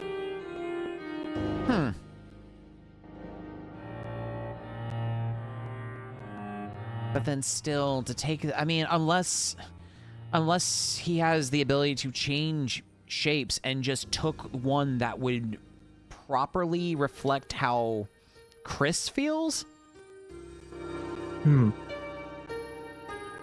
So he would have given himself a form that would have theoretically would have been disarming to Chris, and also by extension us, the player. Yeah. I don't think Chris really appreciated that as an individual. As I mentioned before about the whole thing with the Rouse 18 such, that kind of proves that Chris was never fully fond of Ralsei, but he did soften up to him at the end of Chapter 4. Yeah. Yeah, no, because it's kind of it's very evident throughout like chapters 1 through 3 that there's still like a very hesitancy, not right like animosity, but just a very distance that Chris tends to put himself towards Ralsei compared to Susie.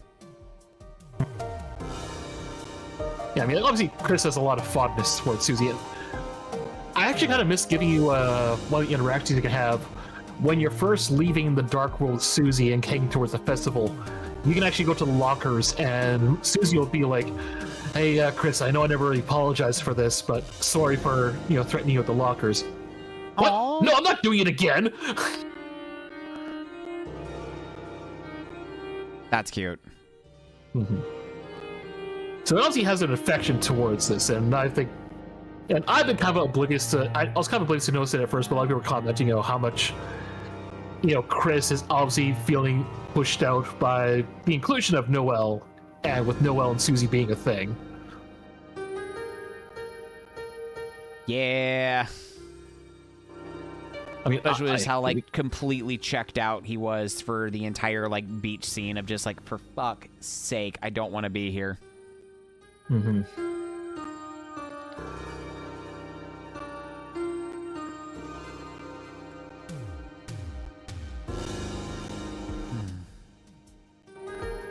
Man, this was a good chapter. Yeah. I don't know if that's real. I don't. Because theoretically, they're still in contact with him at college, so he would still be there, right? Unless... No, because... No, because I was about to say, well, there's a chance that Azrael might have also gotten mixed up with the Destus appearance, but everyone just, says it's, oh, he's gone to college, and, they even, like, have dates, and they've had contacts, so I was like, no, never mind, that's not proven.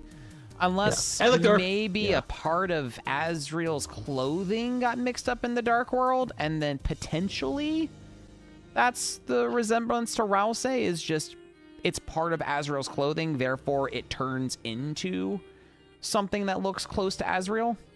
Yeah. I mean, one of the earliest series was that Azrael was the horns that Chris could be seen wearing in certain family pictures and such. The ones that he wore to look more like a monster, essentially, or look more like his brother.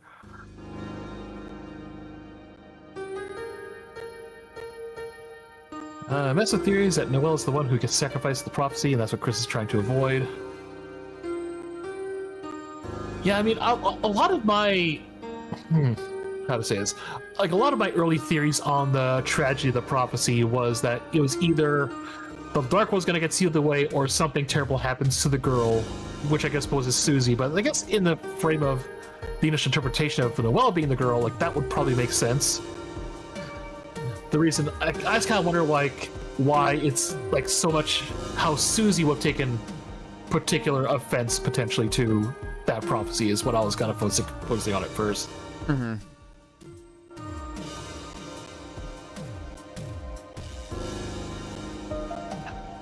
And actually, that was one of the other popular theories show us that Ralph say might have actually been Chris's knife.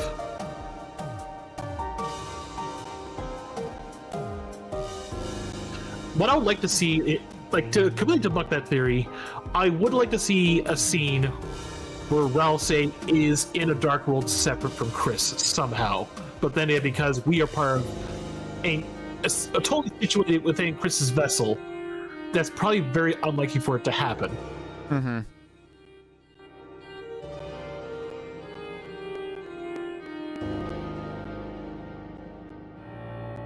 I don't know about that toothpick, because if Karen was a prophecy and trying to get Susie sacrificed, she'd probably be a lot less likely to have pushed Susie away as she did in Chapter 4.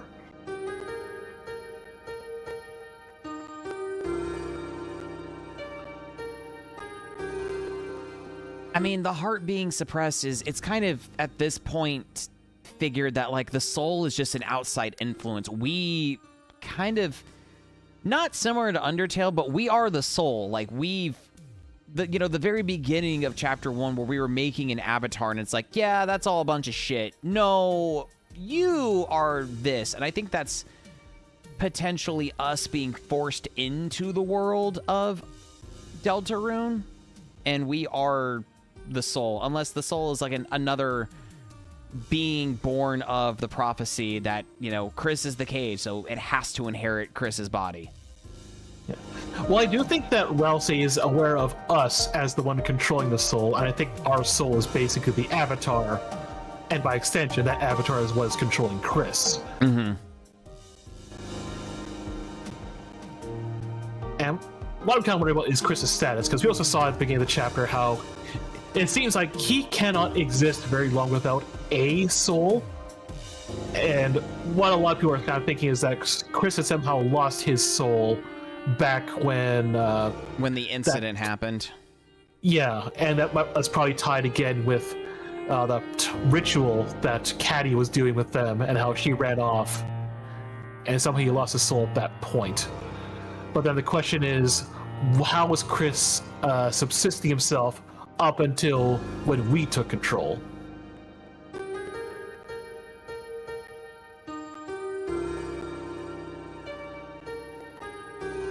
Nah, Toby's not the type to just make shit up on the fly like Akira Toriyama. Toby's the type of person that I feel has had this shit pinned out since the very beginning.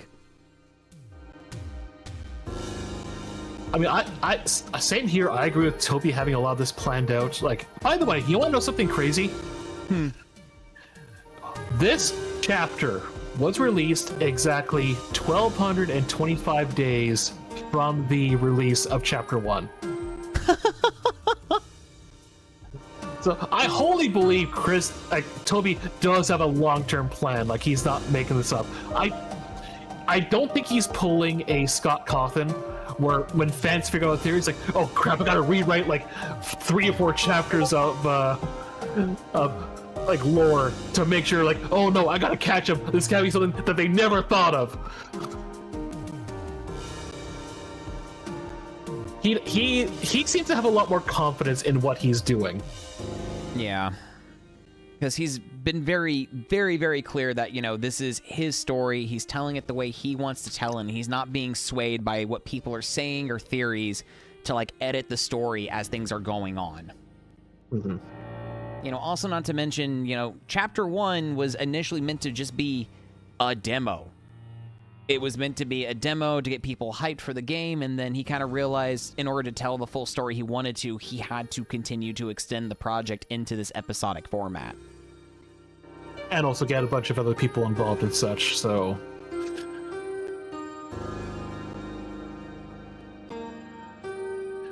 something else too regarding Truth or Theorist. Deltarune's ending is based on a dream that Toby had, which I totally believe. But I also kind of wonder if it's also being influenced. I've heard a lot of people say that there's another indie game that came out around that same time, and some people are saying that a lot of things seem to be very similar to that. I just wish I could remember the name of the game right now. But it's also one I know I will also avoid because I do want this to be a surprise.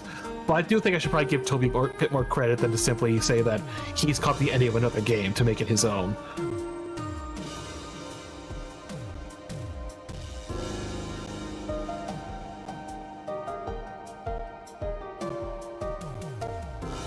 Oh, nice. Okay, I'm curious what happened with your controllers, Jetstream, because yeah, that was strange what you posted in the Discord, hon.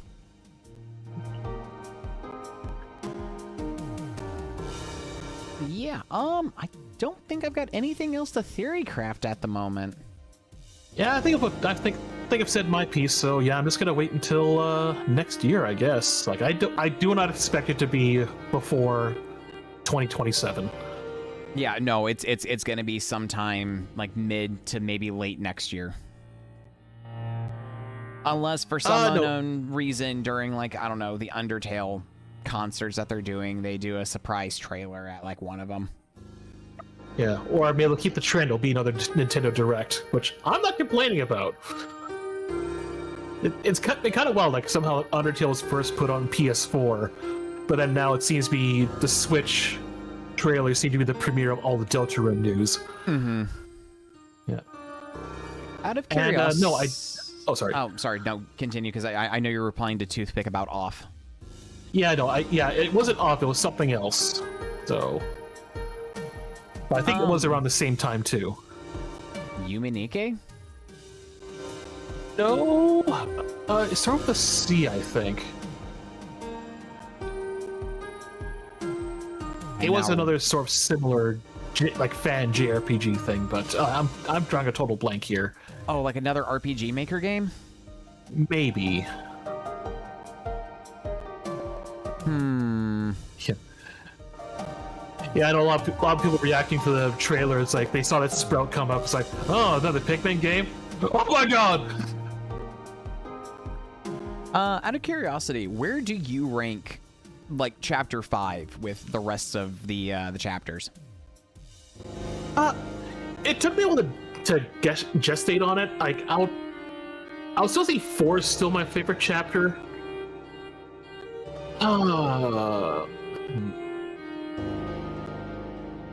It'd be. I hate to say this because like it was kind of my discussion on like back when the MCU was still good. Is like you didn't have a conversation of like what was like the worst MCU movie. Is like what is your least favorite, because they're all good in a like in the whole grand scheme of things. At least again back then, folks. Mm-hmm. But in terms of this, like I don't want to say any of the chapters are bad, but I'd still be tempted to put it in mid to low, I think. Although mostly my fondness for 2 mostly comes from a lot of the nostalgia I had of the time, because my first playthrough of that was alongside Emmy-chan, or not Emmy-chan, Emika. Mm-hmm. And RF switched. We streamed that together. It was blind reaction for me and RF. For Emmy, it was like her second watch of it. And I have a lot of fun memories of this. That's kind of why A Cyber's World is still one of my favorite tracks in the entire OST. Yeah, it's such a damn good track. Yeah, and this is still definitely an important chapter in the story, but I still think I would rank 4 above it, probably. I mean, like you said, I don't think there's any like bad chapter per se. No. So probably below 4 and 2, but I'm not shoving it into a corner. Yeah, no, like I definitely I agree with you. I think 4 is still my favorite chapter so far.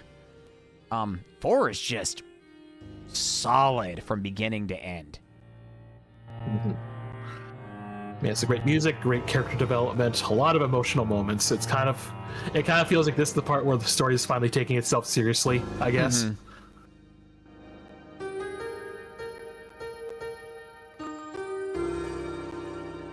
Okay, I read that list backward too thick. It was like, oh, you think 2 is like the worst chapter, and then 4? Like, dude. Yeah, I mean, putting 1 at the bottom, like I can respect why, but it's kind of like when the game is still forming itself and kind of finding its place, and it's the establishing chapter more than anything else. And it's also kind of wild to me. It's like I still listen to the soundtracks every so often, and it's like, man, remember when Chaos King was like the most badass track? Mm-hmm. Which, for a while, it was a fantastic final boss thing. This is fantastic. And then, yeah, then chapter 2 comes in. It's like, again, hold my beer. Yeah. I mean, just between, you know, like a Cyber Dreams world, God, Big Shot is still probably one of my favorite, like, secret boss themes out there. Mm-hmm. I kind of feel weird about if I was to ever introduce someone to the soundtrack, and it'll be like showing like Big Shot. It's like, well, sorry, Big Shot's the boss or the final boss theme, right? And then You Want to Be is the first theme. Yes. Right? Yeah, Yes. yeah. So like, if I was to introduce someone to Big Shot, like, would I show it to them in isolation, or would I have them listen to Do You Want to Be first, or So You Want to Be? Yeah. Because like it is such an excellent build up on top of that. And then you tell them, I was like, okay, so you have this weird shopkeeper. So what if you give him godlike powers? What if you gave him godlike powers and he is just drunk on the high of being quote-unquote free? Mm-hmm. Except he's not, because one of these strings! I showed you that fan animation that someone did, right? It's like the sort of faux puppet CGI. So stupidly good. Oh, that was fantastic. I got chills watching it. I was like, oh god, this is... Oh man, this is good. Yeah, and I really wanted to like exercise that cadence when I was voicing it, but like I could not do it. It was outside of my range.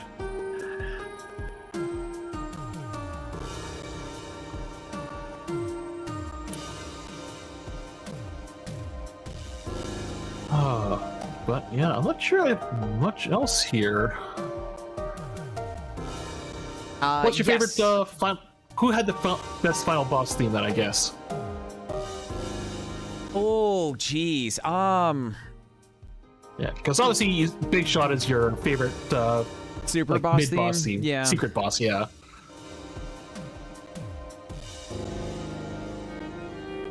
I kind of have to give it to the Titan fight from 4. I might have to say that too, actually. I feel like the Chapter 3 boss fight, TV time, it relies a little too much on the Konami orchestral riff, I think. Yeah, like it's good. It brings me back to, like, you know, 90s television and mostly like 90s video gaming. So like it's fun. When it gets in my head, I won't lie, it stays in my head because it's catchy. Oh, yeah. It's stupidly catchy. But yeah, I definitely prefer the Titan fight. Mm-hmm. I think it'd be the same thing for me too. Chapter 3, Chapter 8. Well, I say Chapter 2, I mean, they're both great. Either knock him down or shoot. What is the Queen's battle theme though? Like, they're both solid, so you can pick either or. Yeah. And again, just it does feel like Chaos King is still a great track, but it's standing amongst kings at that point, because you really feel Toby's development as he's gone through. Like, he has gotten better as a Attack of the Killer Queen. That's there what we it was, go. yeah. That's what it was. Yeah. You really do feel like Toby's development as a composer as he's been going through these games.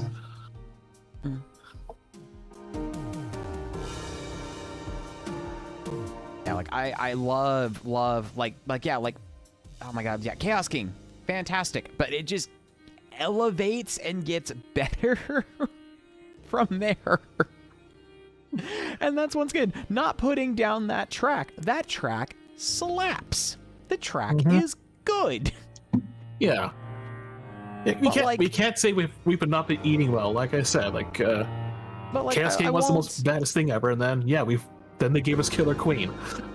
Yeah, and like whenever I play like the Groove Coaster tracks, which are basically from chapters 1 and 2, yeah, I'll do Chaos King, but I'm honestly playing Attack of the Killer Queen, and honestly, a Cyber Dreams World are like the 2 tracks I played the most out of the Deltarune pack. You know, speaking of Flower Man, though, I'm honestly surprised that it was not lyrical. Like, there are lyrics, like you saw them playing at the top of the screen. Why wasn't it voiced, though? I'm curious. Like, did he spend all of that money and budget on the Hatsune Miku secret boss theme? Is it not? Do they not have like a separate lyric version? I mean, granted, as soon as we're done with this stream, I'm buying the OST. As far as I don't think there is an actual lyrical version of it. I mean, there's a bunch of fan covers, don't get me wrong. Oh, of course, because I mean, everyone was doing fan covers of the was it Raise Your Bat? Right, yeah. No, definitely a lot of those, but yeah, it seems strange they had the lyrics up top of there. It's like, I was almost half tempted to try to sing those lyrics, but also we had the dialogue in the middle of the fight that just wouldn't have made sense. I will also fully admit, I was paying very much attention to that fight, which was kicking my ass. Which, by the way, congratulations on first try. Took me a couple of times, and I don't want to say it's a takeaway from your accomplishment. It's like they did nerf it since release, but still. I was about to say, did they nerf like the attack damage? I think so. I think they also might have adjusted the timing for countering the orange attacks as well. Oh my god, the Girona attacks. Oh my god, that was the thing I just could not get, no matter how hard I tried. It's tight. Like that was the one that was chewing me up whenever I got there. I also failed on the tower climb. I should have failed the tower climb. The face I made, because I knew you were at like 36 health. I was like, oh my god, is he gonna make it? The grass gets super close, like, oh my god. I was like, my mouth was just open the entire time once he got to the final. I was like, oh my god, he did it! I was sweating, especially for the ultimate super Girona, because I'm like, if I miss one, I'm dead, and I'm redoing this entire fucking fight. Yeah, I don't remember if you act like, I think once you climb the tower, you're locked into finishing the chapter. It is possible to fail, but it just slightly alters the end of the fight. Okay. Yeah, but like once you finish the climbing the tower, like that's it, you're done. And no, Jetstream, Flowery was not the super boss. That was the final boss of the chapter. That is the proper final fight. Pink was the super boss, which was the Miss Kissy Mew. Yeah, Mew Mew Kissy Kitty. Yeah, Mew Mew Kissy Kitty doll with the Doki Doki dating scenes. I didn't we did that need last stream, a and, reminder how much I suck at Toki Memorial High.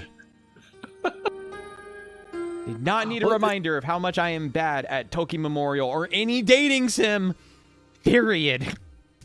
Well, I do like the spin they had on it on the second dating scene, where it's like you have 2 questions and you try to find the dialogue that matches both of them. It was amazing, and I hated it. Yeah. But I loved it, and I hated it. Yeah. But then, yeah, you got to that last section, it's like, oh my god, is he going to do it? Because I mentioned before how tight that timing is to get through that maze, essentially. Mm-hmm. Oh. Hoi.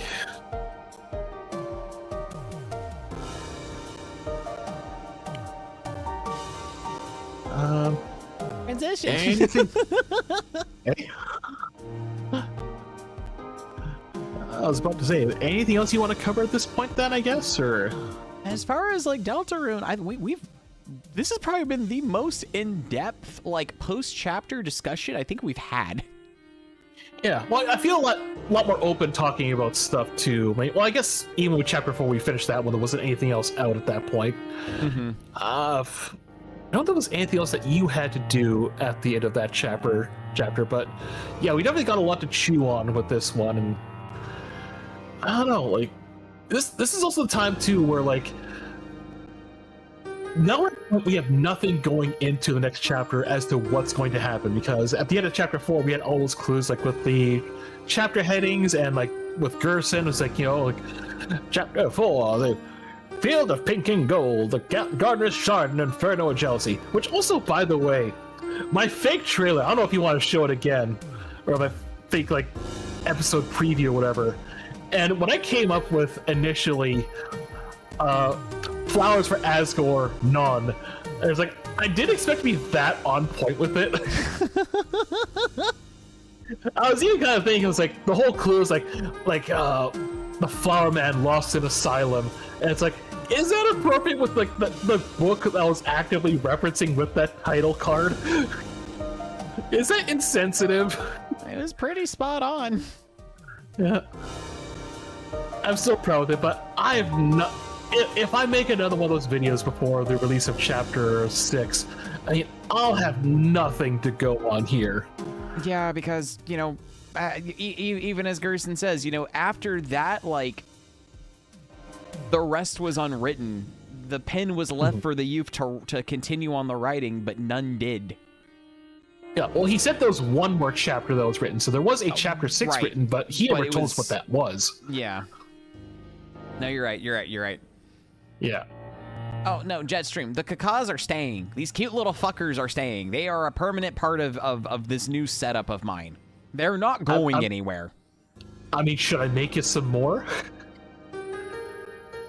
We'll never say no to more Kakas. Or other things? Ah, Warrior, going for my heart with the mist quote. Ugh.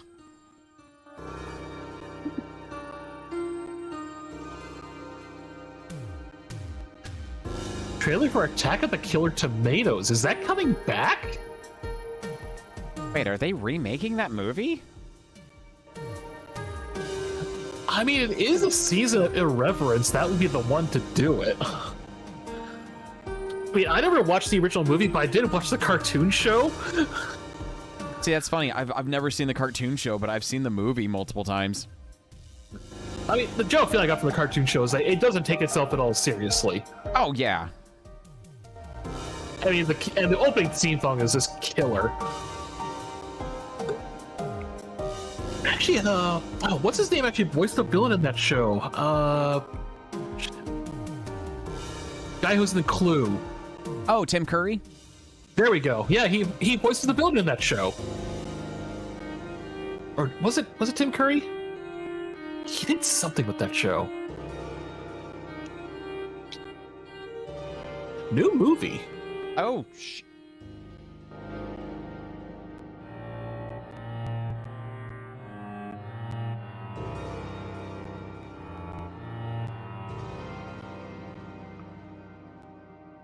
Actually, didn't that Attack of the Killer Tomatoes game come out already? I feel like it just kind of flew under the radar for me at this point.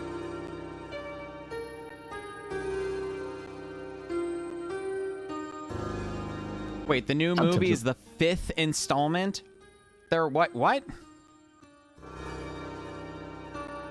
Oh yeah, I kept forgetting. It was Return to Killer Tomatoes in 88, Killer Tomatoes Strike Back in 91, Killer Tomatoes Eat France in 92. I mean, I never knew of any of them past the 90s, or past the 80s.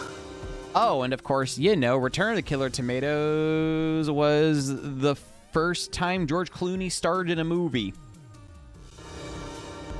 Really? Yeah. That's an auspicious start. I mean, everyone's got to start somewhere, right? Yeah.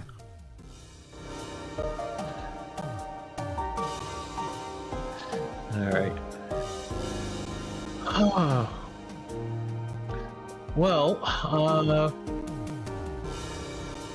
yeah, I'm not sure how much else to talk about at this point then, but yeah, I've just gotta wait for chapter 6. I'll be streaming it day of release, hopefully get my vacation recharged next year, and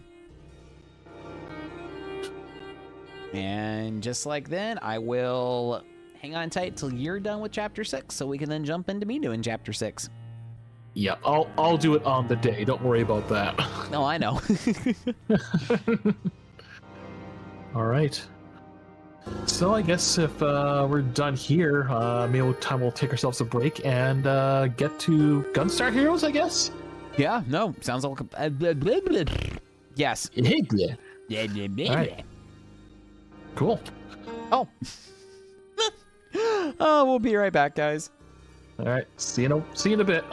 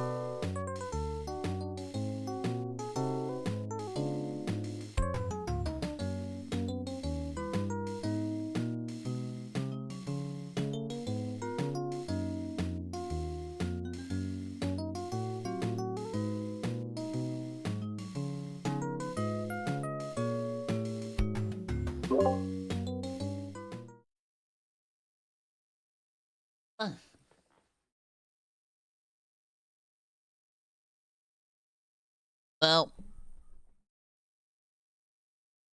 was gonna be ready a wee bit sooner, but then Rickett decided to make a bed out of the paper towels on the kitchen counter.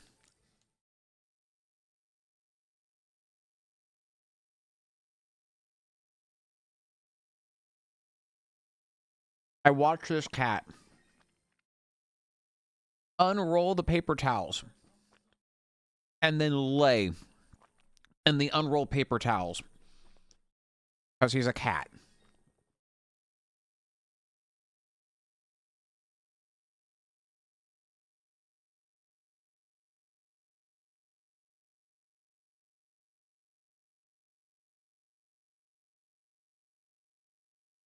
Okay, looks like Tasty is muted at the moment, which means he's probably stepped away, which is okay. Nope, I just forgot to unmute myself. Oh! Whoops. I was just making commentary about your cat, that's all.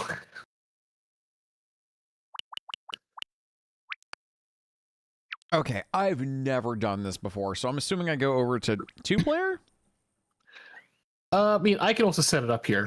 So we're both in the app. Yeah.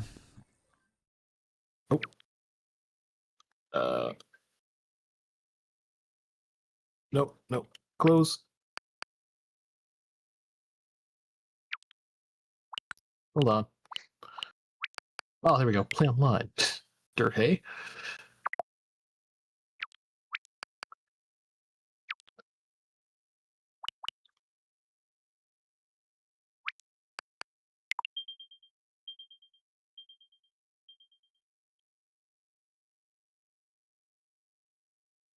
Sorry, folks. This thing is usually pretty reliable, but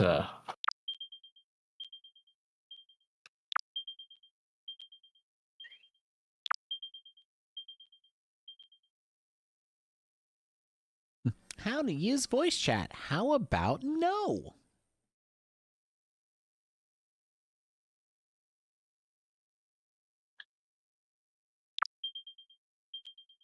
okay, there we go. Got I it. am inviting you.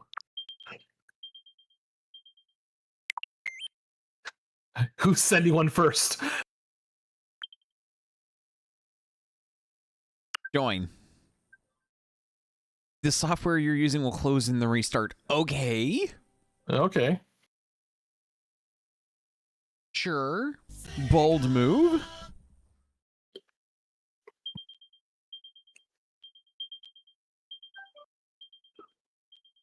Oh no, my precious save data.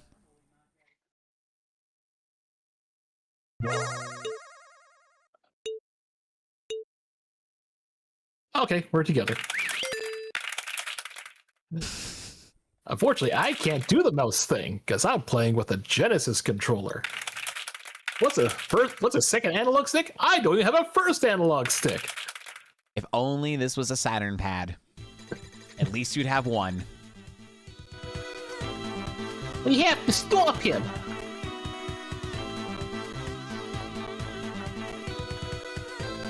So what was your first exposure to Gunstar Heroes? My first exposure to Gunstar Heroes was actually Gunstar Heroes Advanced. Really? Yeah. Your journey ends here. Because while I had a Genesis, this was like one of the games I never picked up, yet I played all of the other Treasure games on the console. Yeah, I think I got this one probably.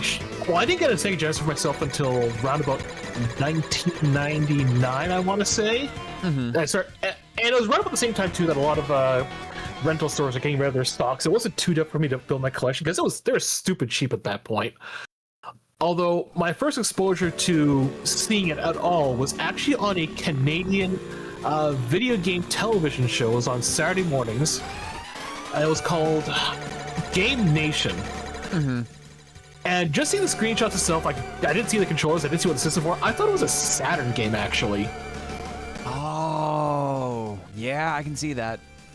Yeah, because if none of you guys in chat haven't seen this game before, like we're gonna be in for a ride. Like, and just the graphical prowess of Treasure is just something to behold, especially on the Sega Genesis. Especially when you got into like some of their later games, like even Dynamite Heady is visually pleasing to the eyes. Like Heady's another one you could honestly look at as being a Saturn game. Even like Alien Soldier, like was just chef's kiss.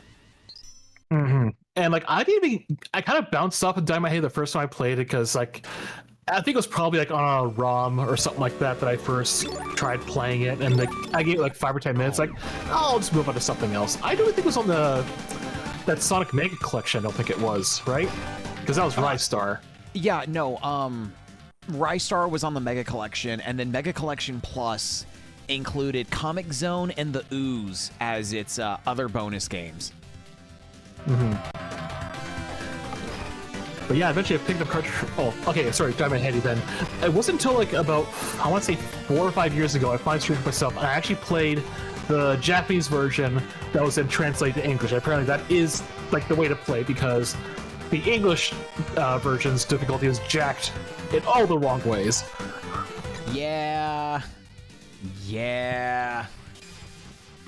I haven't honestly sat down and played the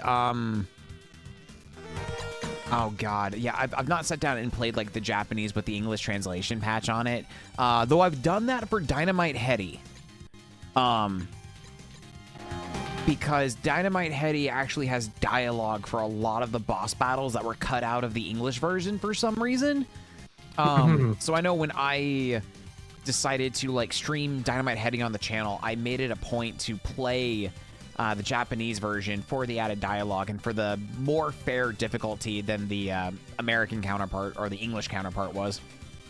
Yeah, and I will say there were 2 things that they did do right with the English version. Was they increased the hitbox for that one boss like near the end of the game. Mm-hmm. What's the guy's name again? Like the red and green boss, like he's like chasing you through a corridor and you're like trying to hit him when his face is green but not red. Oh, Two-Face?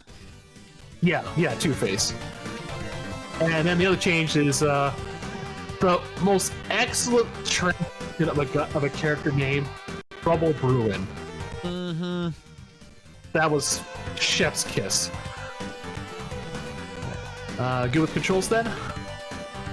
Yeah, I got everything set up how I want it to be. Mariama. Ba-na-na-na-na-na-na-na.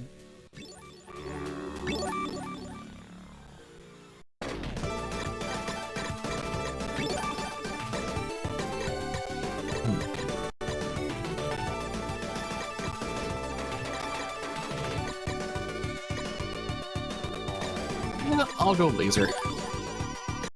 So we're gonna play on normal because I'm kind of out of practice with this game. I've beaten expert all of once. I think I'll do basic force for now. Alright. Do you have an order that you usually do these in, or you just usually go from left to right?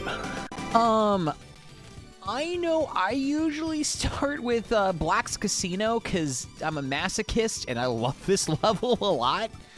I mean, it's an awesome level. May as well start with that then if you want. Yeah, absolutely. No, I usually do like black into red into green, and then I'll save the brainwashed member of the squad for last.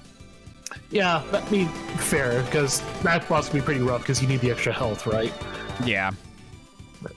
Black has built a silly dice maze. Go!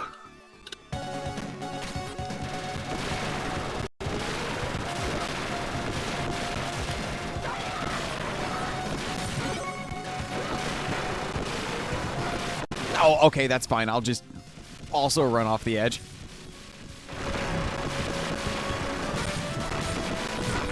I actually got my controls messed up because I wasn't sure what they were defaulted to.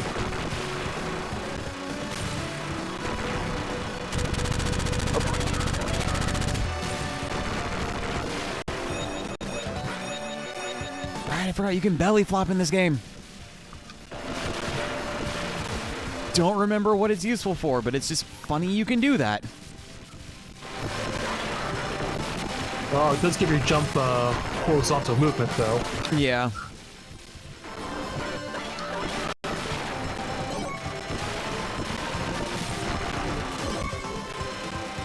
Yeah, I'll take that. Oh, no, hold on.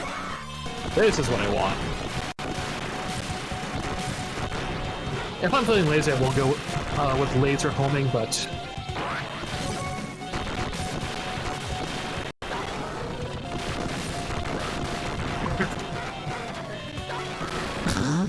we don't hurt each other by throwing each other, do we? I don't think so. Alright. I won't lie. It's been a hot minute since I've done Gunstar Heroes co-op. Same here. Like I did it once, like 15 years ago, I think.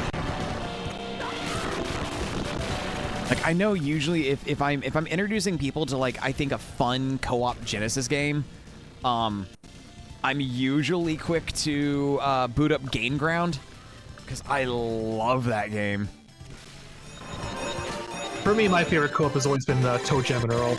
Oh, that's a solid one too. You cannot get away.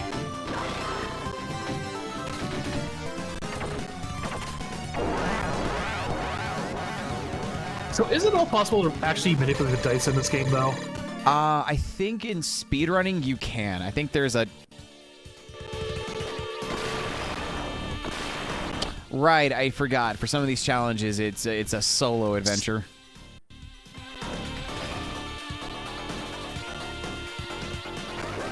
Oh!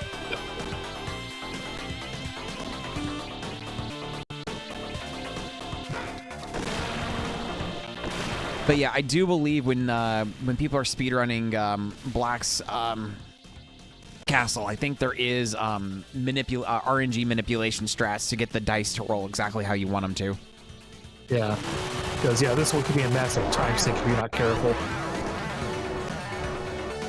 I did like the in the GBA version how they added in a flicky mini game reference, which was awesome. Yeah. And the one room that threatens to delete your save file. Mm-hmm. Lucky. I think I'm gonna take the health. Because I'm actually kind of happy with Chaser Force. Chaser homing.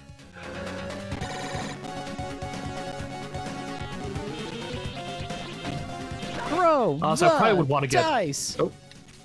I probably would want to roll or get a laser fire, but I probably want to de-rust a bit first. Oh, this one.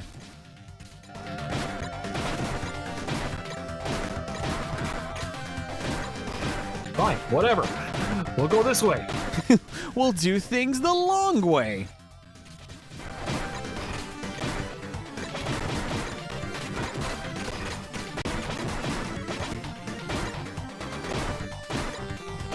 Oh, wait. We'll do things the Seth way. Yeah, you're not wrong about that.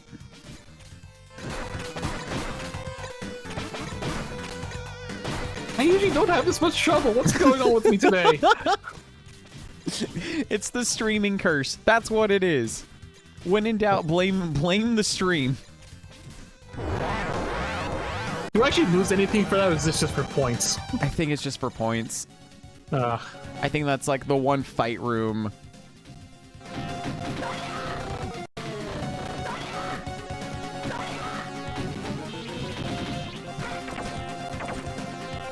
Player 2, re-roll. You not ever get pick up on the dice changing color? You know, I've never picked up on that either. Melon bread! Who looks nothing like Melon Pond, but okay.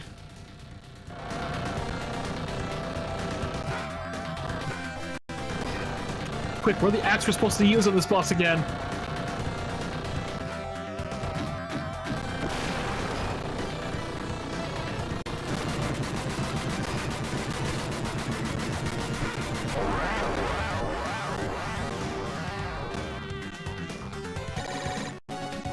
It wasn't in the shape of a melon.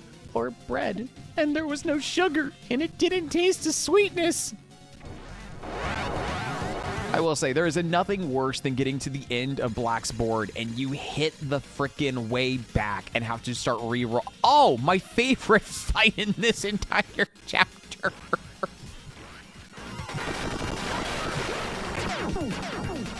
Oh, I'm up. Well...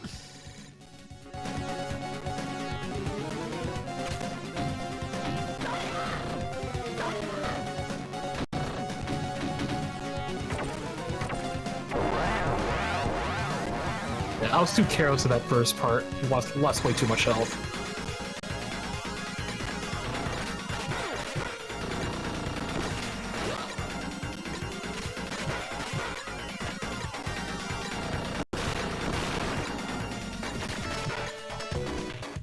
Yay!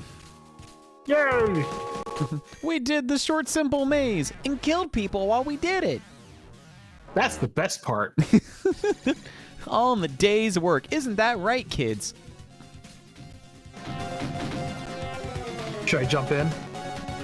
Yeah, go ahead. I mean, We'll both be in danger. Oh, I'm all the way back there? yeah.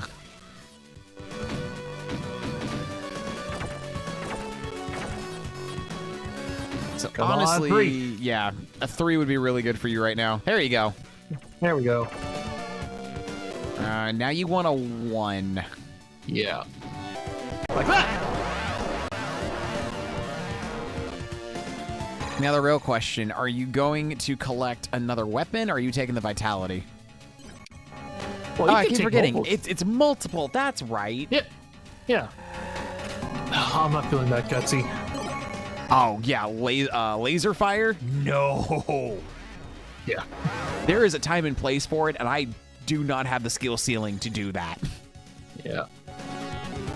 When I'm feeling stupid, I try to do laser fire against 7th Force. Oh. When I'm That's feeling a spicy, choice. but not on hard difficulty.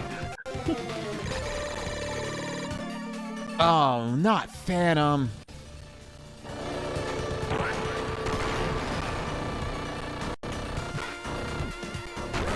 Yeah.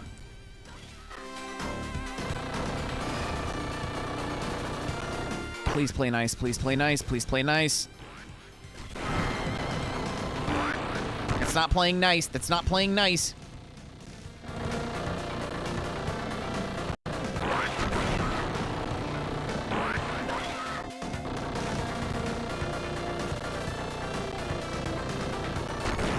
Oh, sweet health, give me. Oh. But it's only 15. 15 is better than nothing. I mean, those guys usually drop health anyways, right? I think certain boss fights take pity on you. Oh, I hope you don't get it. 2. Let's go for 2. Yeah, there we go. All right, melee only, fisticuff, slappers only. No odd job.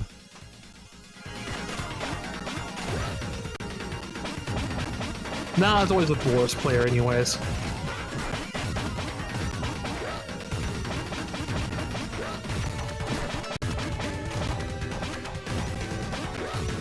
The use of fire is strictly prohibited. I love that added detail in this stage.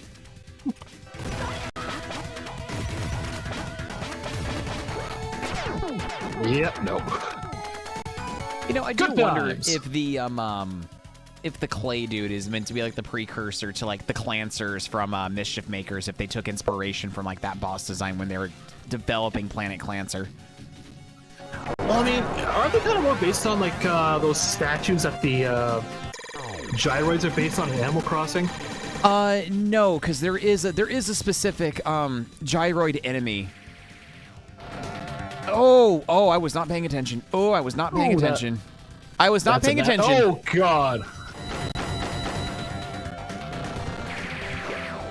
Oh, I'm so dead. I mean, that first was a rancid pattern.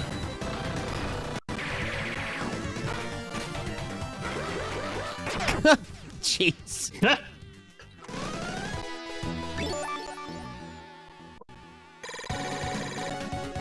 well, on the bright side, Full health. full health. Oh, right. Debuff.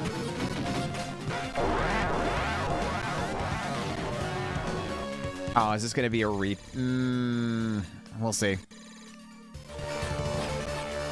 Ah, perfect. My favorite.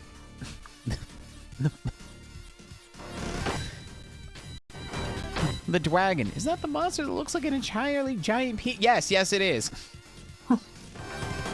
Oh, looks like the enemy from Ragnarok Online. And that boss from Shin Megami Tensei. Isn't that the one that's on the chariot? Exactly. Yeah.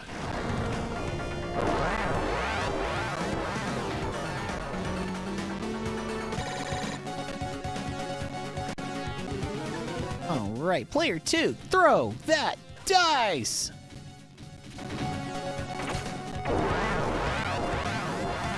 Lucky.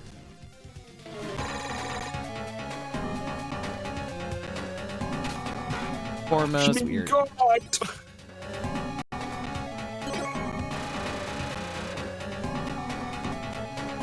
Pray and pray.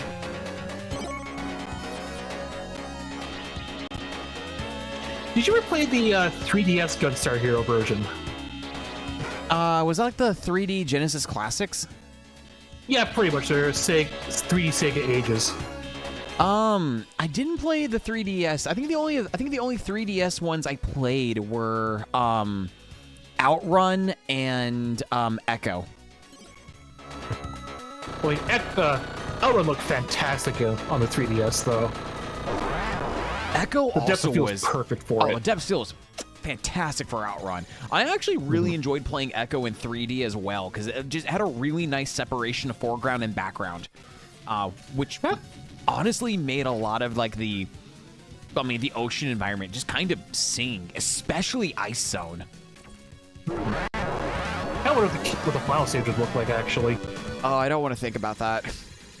I get enough just bad memories and just a really bad sense of just disgust when I think of Welcome to the Machine. Yeah.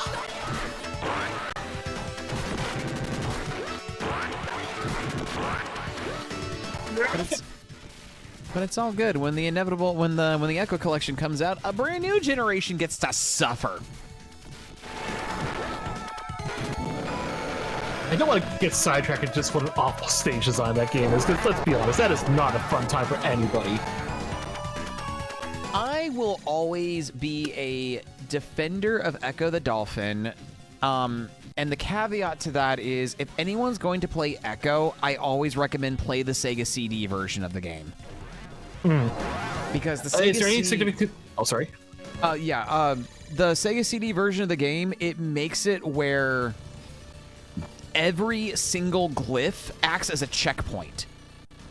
Oh, thank God. So that alone is amazing. Oh, I forgot they were... Oh, yeah. Well, I mean, even that second stage, though, I mean, that's... Oh, Under That's a Caves hard with... check. Are we talking about Under Caves with our favorite, like, octopus? Yeah. Yeah! Yeah. And, and the game's to remind you better pay attention to your oxygen meter. You know, I found in, like, later stages, like, yeah, there's a lot of areas, but, like, the stages are really well designed where you don't really have to worry about your oxygen meter too much. As long as you're using your echolocation to its full extent, there are plenty of air pockets. It's all really about utilizing your echolocation to, like, figure out the map of the stage and just kind of getting a good feel for where you are and, like, planning out your routes. So then it gets better later on then. Honestly, once you get past the Undercaves, the game does get better. Yes, there are a lot of hard stages. But there's nothing as unfair as the swim slowly past the octopus, and if you're not doing things specific, you just get murdered by the damn thing. There's also, like, bonus objectives in some stages, which do give Echo some additional power-ups, like you can save like a pod of dolphins, and they give you the ability to like use your echolocation to kill minor enemies. So you can like sing and murder jellyfish or crabs. You get an upgrade later on that lets you like use your sonar. You can then charge into it to do a devastating attack, which is perfect for the shark enemies. Well, that just sounds like a game that doesn't put its best foot forward then. It really doesn't. But once again, if you play the Sega CD version of the game, you're getting those checkpoints, which honestly makes the like the stages more manageable, which is really really good. It also adds in 2 bonus stages that link after Echo meets the asteroid and how Echo actually gets to Atlantis, which is really cool. And then on a personal note, in the second Atlantis stage, the library, it adds a bunch of bonus glyphs that's all dolphin edutainment videos. Yeah, because like they actually had like a what's it calling there? Like, well, a rebiologist actually produced the game, right? Yes, if I remember correctly.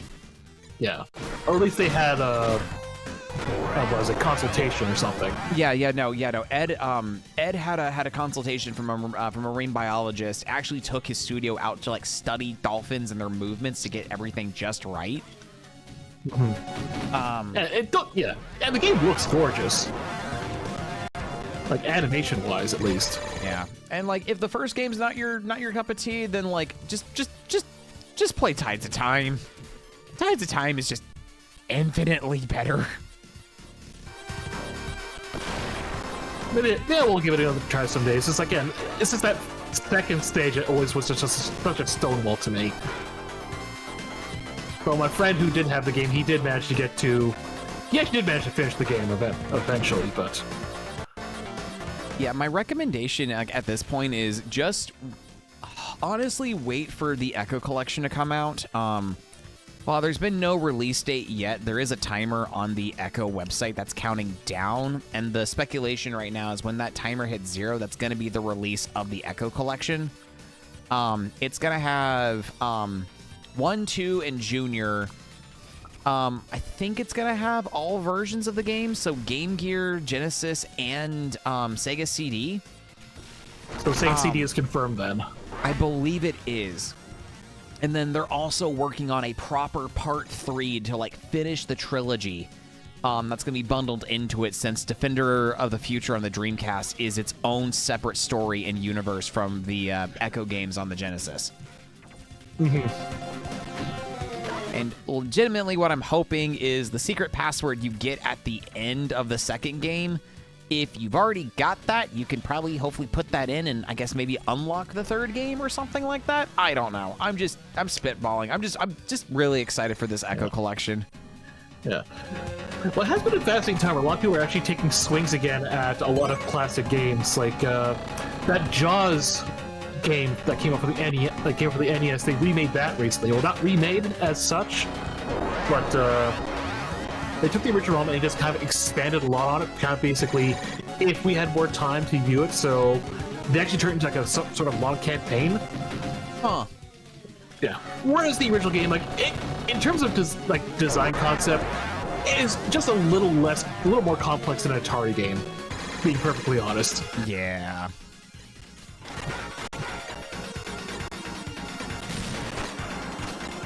I didn't have to kill that guy, but I did. You could have let him live. You gotta let him live, Tacey. I thought we were playing Genocide Route today.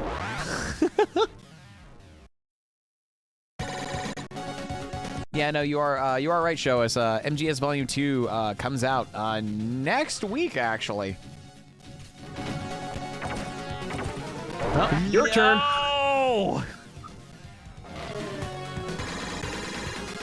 Yeah, I know, next month is gonna be expensive. I don't want to fight Curry. I hate fighting Curry. I suck at the Curry fight. Proposal. If we get another game over here, do you want to start over from stage 1? Yeah. Yeah. If nothing else, we'll get this health bonuses. Die curry, die curry, die curry, die curry. Please! Yummy. Yeah, doesn't Metal Gear Solid Volume 2 drop like August 8th? I think it's near the end or the middle of the month. That was the 8th.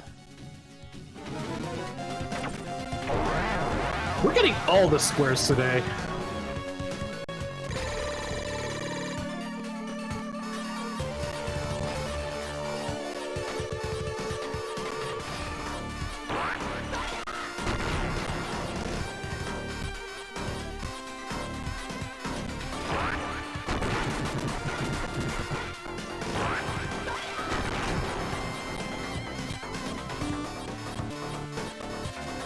Okay, yeah, no, I'm sorry. Yeah, no, August 27th. I'm sorry. I misread the release date. That's on me.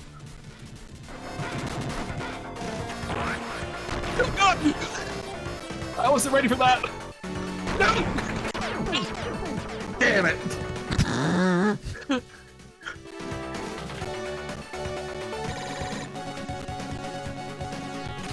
I've been more excited. I'm sorry. Yeah. That's. I would say jump in, but I'm at 30 health, so it may not be for the best. No.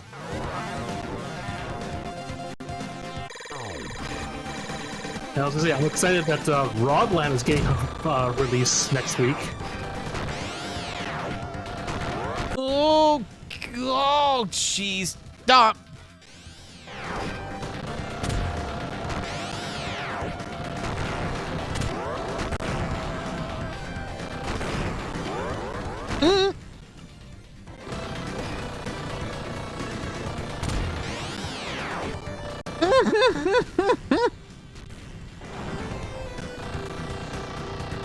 Oh!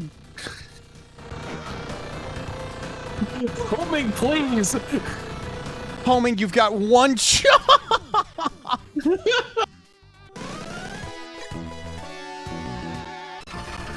Let's start over left to right.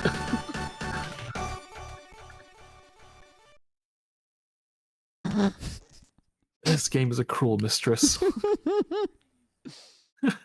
Oh my god. Let's do it! Oh, crap.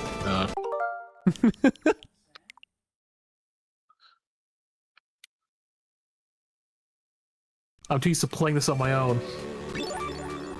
Let's double check our control options. Got... Of course. You press start until you don't. Oh no, Oh, go back sorry. to yeah, I need to redo it. Jump, Okay. shot, select. Okay, cool, I'm set. Okay. Yeah, since I'm playing with a pro controller, I'm trying to make my the controller's B button my jump button and my Y button the shoot button. Yeah. I'm gonna use the baby weapon.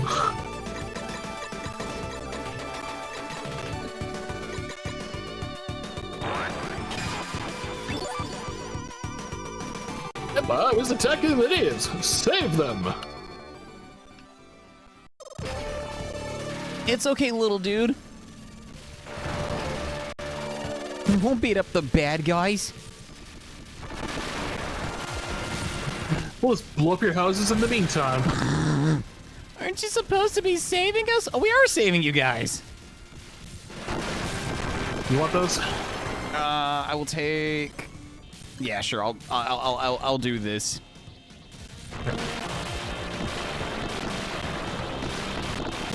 Don't worry, we're doing God's work. You know, like an ActRaiser whenever you use Earthquake to clear all the low-income housing.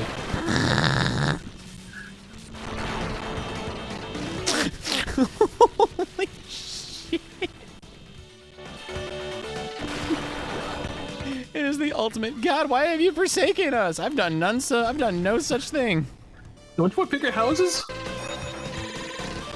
Oh no, not the asparagus. I'm sorry, the papaya dance.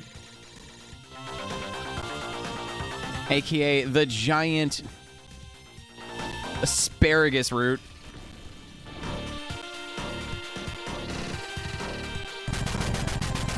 Yay! You know, I could go for some... Yeah, more homing, why not? I was gonna say, I could go for some bacon wrapped asparagus right now, actually. Oh, that sounds good. Just Oh, it was delicious. Someone brought it to a potluck a couple years ago. actually, that does remind me. I need to figure out dinner for Miles and I this weekend. I know he wants us to do something shrimp based. So I'm thinking about doing shrimp tempura. I might just get a couple of spears of asparagus and tempura that as well.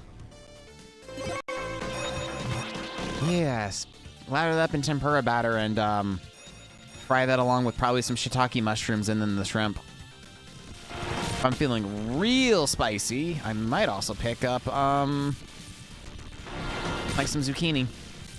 Huh. I'm gonna make another attempt at making some sloppy joes this week. Well, lately I've been trying to get back into cooking hamburger again, but the last couple of breaks I made have been super dry. But I'm not sure what it is exactly. It was just my meat's been frozen for too long, or I think I also just recently got my spices recharged. I know. Like get some fresh ones. Yeah, I know for me, I've had some rotten luck with hamburger meat, but then again, with the state of everything, I'm not surprised. Yeah. I think also maybe the mushrooms I'm using too, because I fry my mushrooms first, but I put a lot of salt into it to get the juices out. That's fair. And I think it might have been like just a bad batch of mushrooms, maybe. Because I didn't get the usual like big button mushrooms I usually get. You know, usually whenever I do mushrooms, I don't know. I usually try to go for shiitake, but like if I'm not, like typically for me, like a good portobello is like what I like to cook and get with.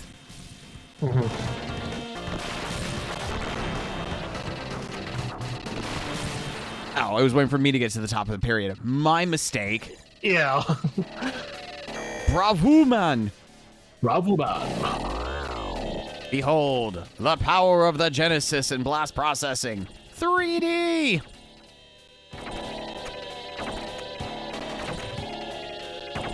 I mean, to be fair, the SAs would be kind of struggling to do this.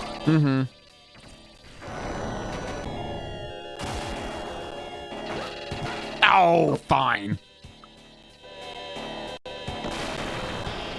Yeah, the reason I was stuck with the 3DS version of Gunstar before is it actually adds a lot of features that you don't really get out of typical emulation stuff. I mean, like you've seen how all the stuff they added to the other games, but with this one, you can freely switch both of your weapon slots, and you can switch between being fixed and free fire at will.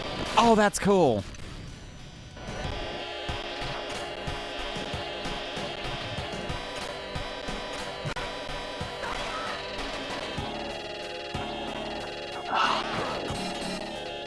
I don't like homing fire. No, homing fire is not it. I know some people that can like just wreck with it, but it's not one of my favorite combinations. Yeah. Unless you have fixed fire, but even then.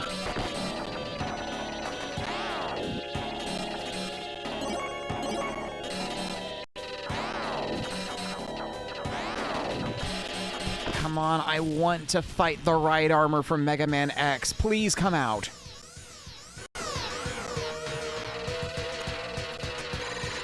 Oh, sorry. We got Mega Man X right armor at home. We also found one of the Runaway 5 from Earthbound, but you know, he's evil. He's a rotating sixth member.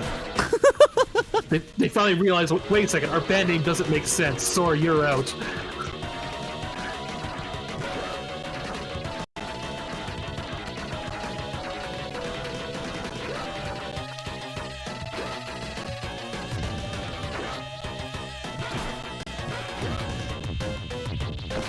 Oh no, oh no, oh no.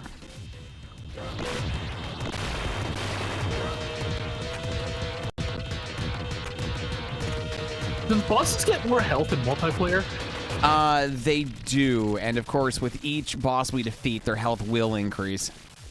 Yeah, but then we also get a more starting health too, right?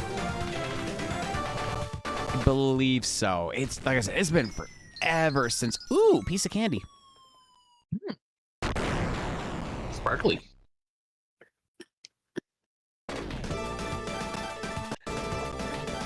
Do you want to do 7 Force now or save it for later? Let's get it out of the way. Yeah. Used by special modifying body card. Be aggressive. Be aggressive. Be aggressive. Be aggressive for gains.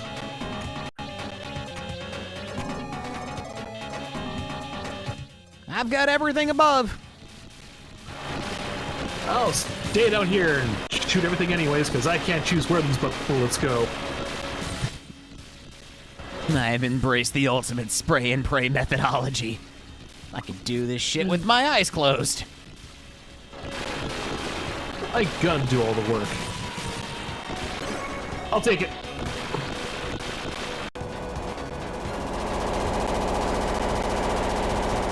Oh. Ah! I wanted that!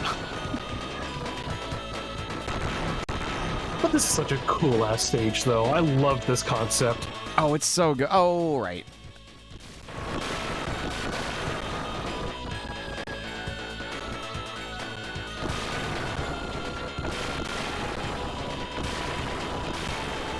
I don't have to wonder how the train actually handles these, like, hard right angles, though.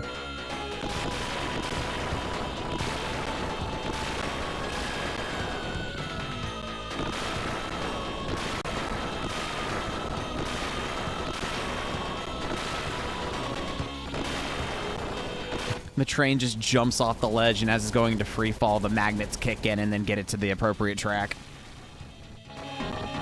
That's why the guards are sleeping there, so they don't freak out when it happens. Remember, guys, if you can't handle the sensation of free fall before magnetically attaching to the track, we highly, highly recommend just go to sleep.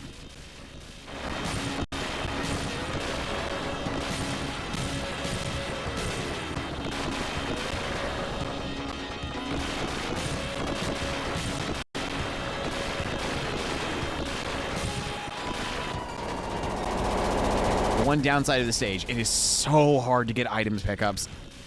Yeah. Does he want it? Nope, nope, okay, it's gone. Goes a chance. But I have item pickup indecision. Not today, you don't. Especially where it replaces the one weapon slot you don't want it to change.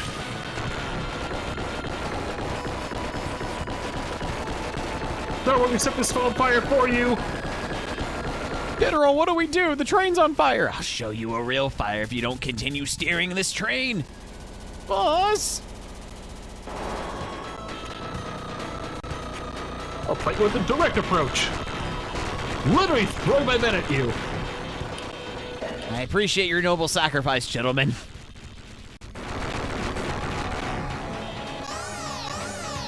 Oh, no, no, no! Tails Force, that's me!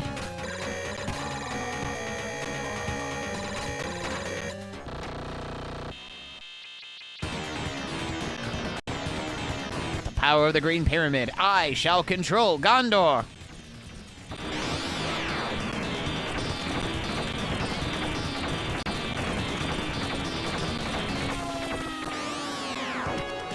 I'm trying to remember, did this guy appear in another Sega game recently? Like, not, Advance. Oh, green? Yeah, well, yeah, at least this particular configuration. I don't remember. Oh, great. I honestly do not like Tail Force at all. I mean, honestly, all the vertical ones kind of suck in a way.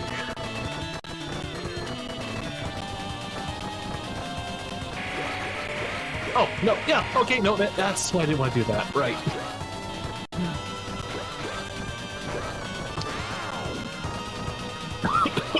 Oh, excuse me.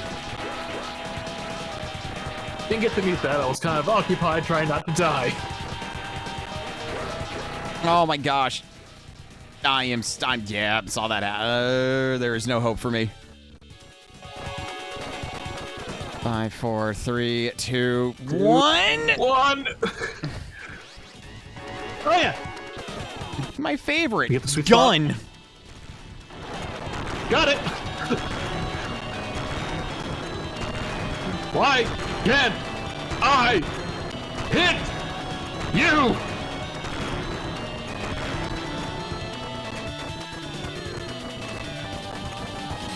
Reload. Ow.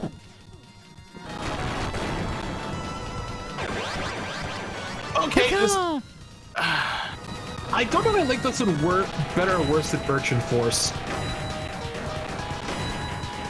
Because if you're on the wrong side, getting by this thing is such a ball ache. Mm-hmm.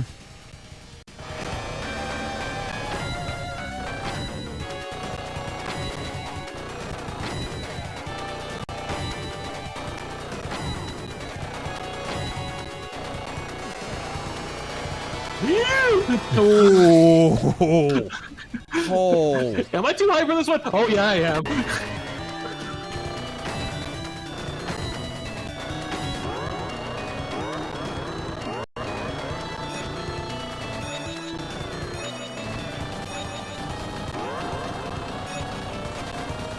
Nope.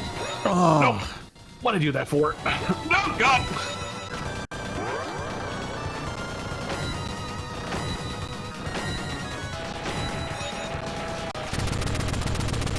Oh, yeah, good God, that was it.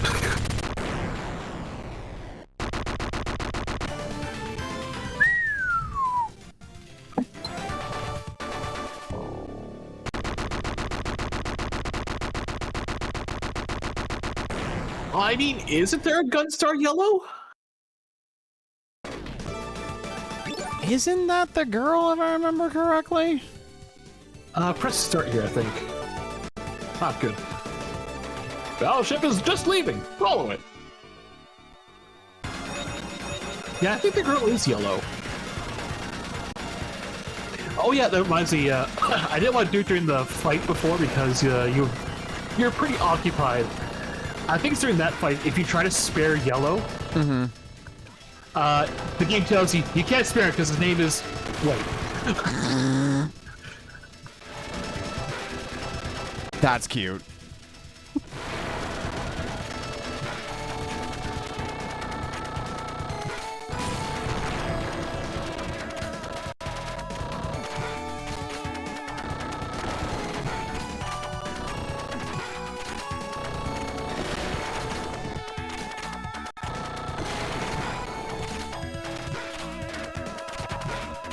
Oh, you guys are so puny.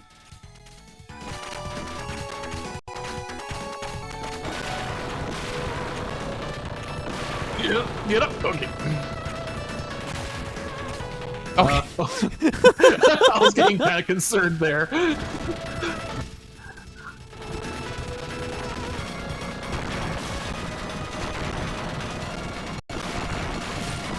Oh, my kingdom for a laser.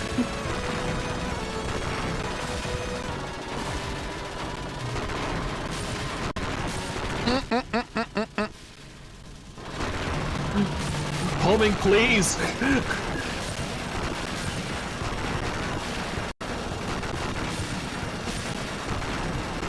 Just an item pickup would be so nice right now. I would be happy with like double force. The more I flex, the faster the ship goes. Yes, that's exactly how it works, Orange. See, I am pinnacle of human creation. No! Oh, sorry.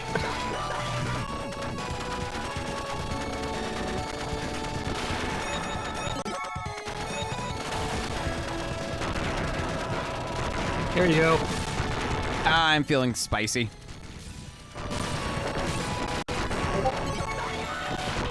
I'm feeling very spicy.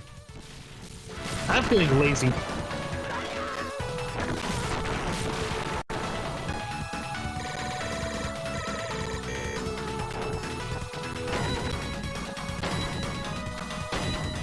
Nope, not that one. Don't care.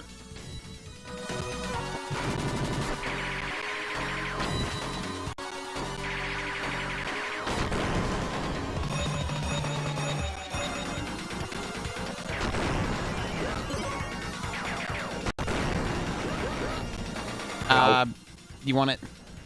Okay. I feel confident at 81.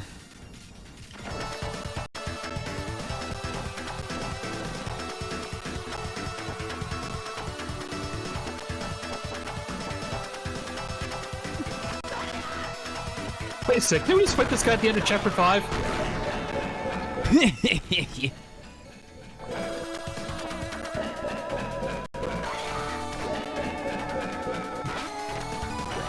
Alright, I forgot I can't jump off this.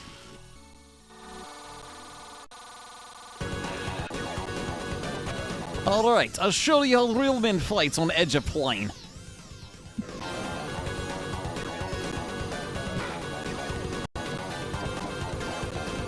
You can't hurt me while I flex. My invincibility frames are too strong for even you.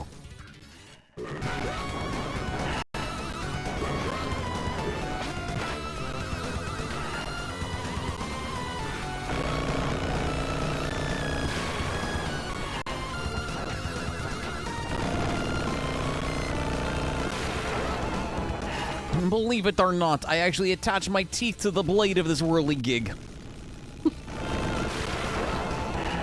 You gotta love one of the names of his attacks is Breaking Wind. Yeah, the same one that just took me out. Oh, God! Throw He is me at off the plane, hope I don't land on some stairs.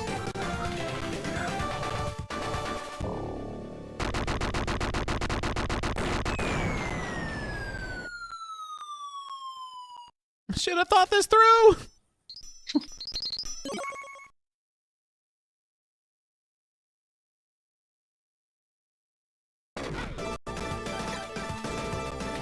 Black is a lord of the strange fortress.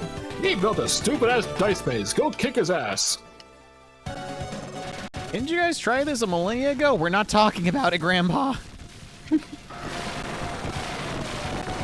That was a different timeline. This is what I'm gonna end up keeping.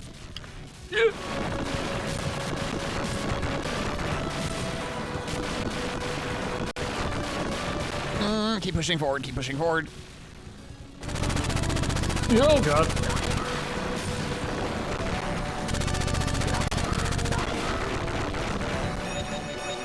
That actually worked incredibly well.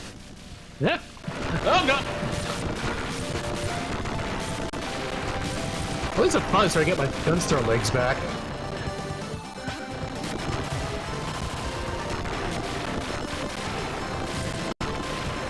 I wonder if I should always go for Fire Laser. I say my hubris. I mean, hey, if you get the lucky item room, you'll get another shot at it. Yeah. Honestly, back there, I almost tempted to go for Double Fire. That's use my second name. Oh, yeah. Okay.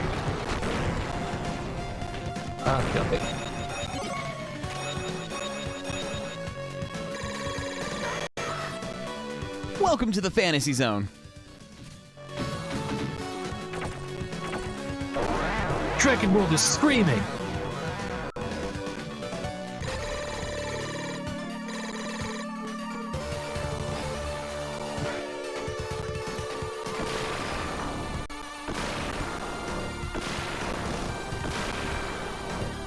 I forgot how stupid Laser Chaser can be. Holy. Yeah, but it's also like the slowest damage rate of any weapon. Yeah.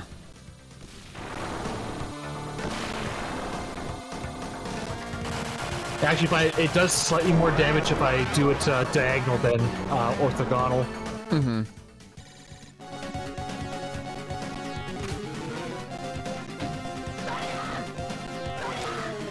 So, speaking of board games, I mentioned I was doing an errand before we started today. Got a Kickstarter in the mail. Ooh, which one? Tiny Epic Dungeon Adventures.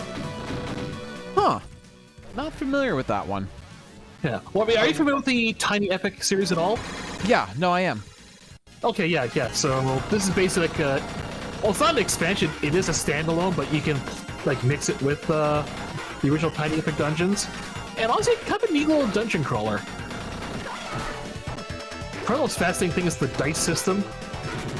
Is like the dice are numbered like 1 to 6, whatever, and like you'll have a challenge, like say you have to do a strength check and get 6. So then your dice are numbered like 1 to 6, except the 1s and 2s are pluses. So then let's say you roll a 4 and a 2, you can actually add the 2 of those dice together, get a 6 or whatever. And any dice that you don't use also have symbols. So like let's say you throw 3 dice, you use 2 of them. The last symbol will have like, oh, you can recover strength, you recover like energy kind of thing. Yeah. So like it never feels like even if you fail a check, you just simply devote the 1 dice and use the other ones for like, you know, recovering health, whatever. So it's not like you're not losing anything. Or at least you're getting something out of it. Yeah. That's cool.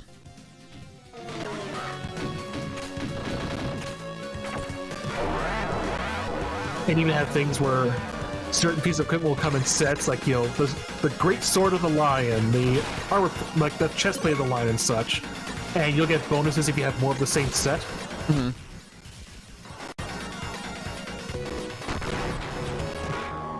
Oh, my car. I didn't do anything to you. Why'd you blow up my beauty? Come on, you were in leagues with Booger.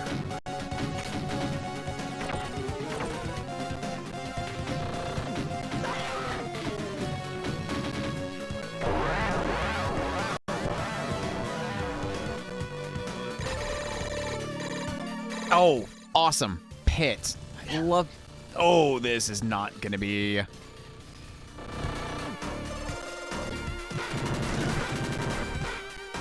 Oh.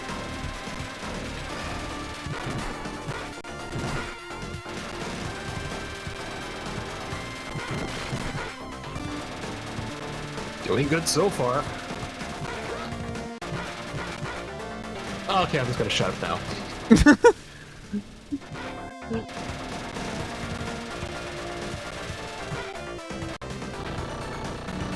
Yeah, no, I cannot use Chaser on this. Because it keeps thinking the wall is an enemy, which, to be fair, it is. Yeah. I mean, that is probably one of the other parts you want to balance with the two. Even if it is the weakest weapon, but also can be so misdirected.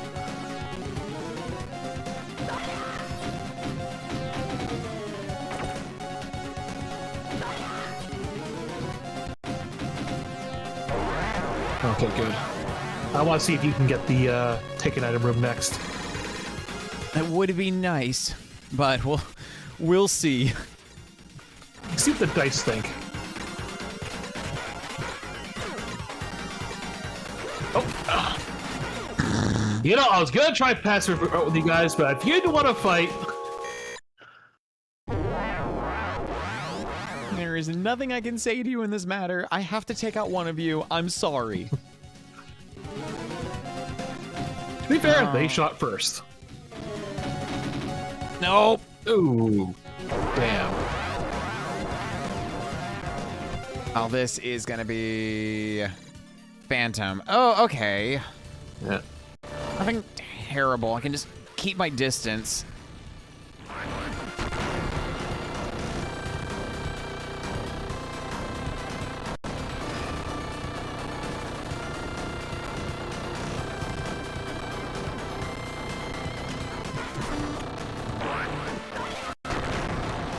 Did I say you could throw things at me? No, I did not, good sir.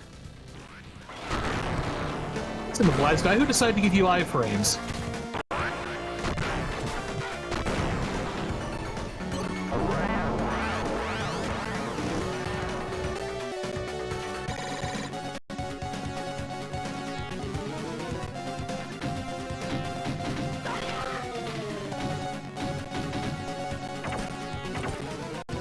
Hey, you. All right, don't get a 2. No promises. I mean, that's gonna be what my luck now. I'm gonna be the one fighting Curry. Ooh, have well, okay. Oh, no, I misread that pattern. No, no.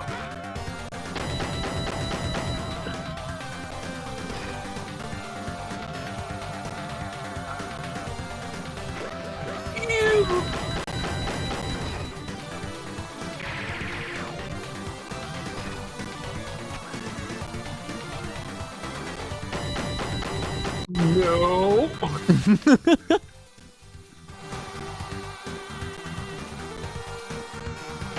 Laser, please.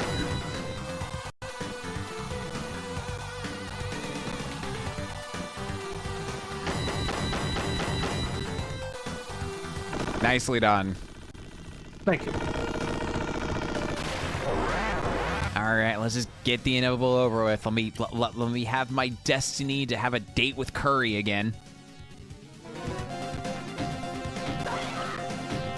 You know, I have not had good curry in a while. Curry. Curry.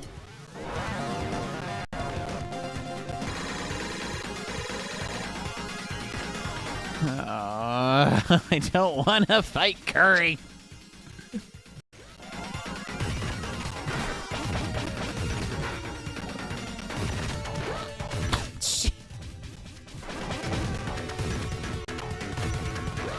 Just want to toss you. If I can just toss you. That's the secret with Curry. You just got to give it a good toss.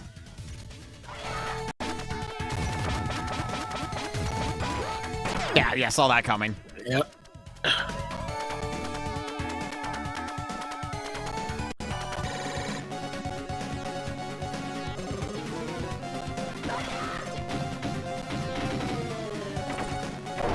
Yay!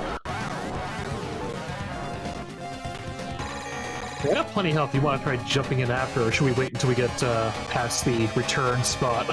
I want to see. I want to see the progress you make, because even if we, if we can make it past the return spot, we should be okay. Because I think Black is really not that bad of a boss. It's just getting to him is the true attrition of the stage. I mean, this is an endurance stage. And I think we could both handle having like 70 HP.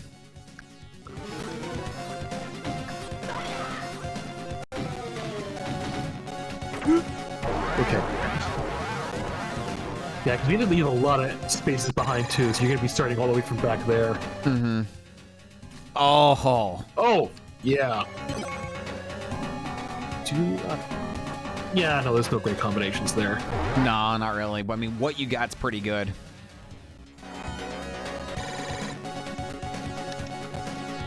So don't roll a 1.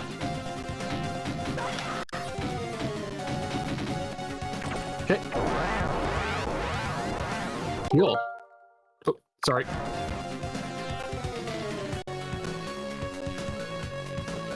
Boo. Congratulations, you've completed the Dice Palace.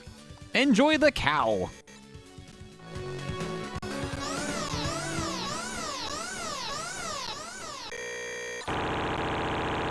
Oh, you can't jump it during the boss fight? I had to wait till there it after is. the...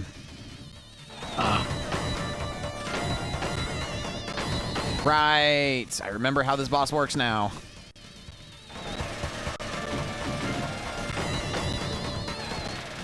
Oh.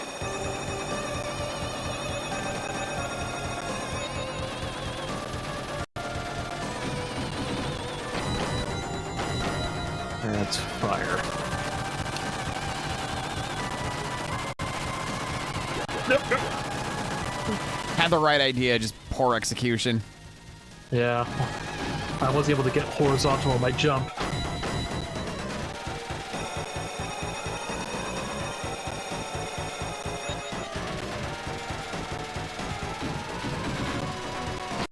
Yellow, which I think is the... Yeah, that was it. Okay. No, this needs a ROM hack where they will replace Black with Robotnik.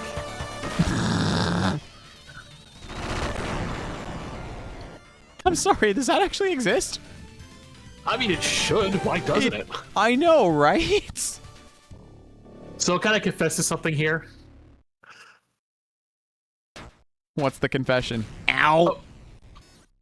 That actually got me the first time I played this, and I actually died from it. The very first time I beat this boss.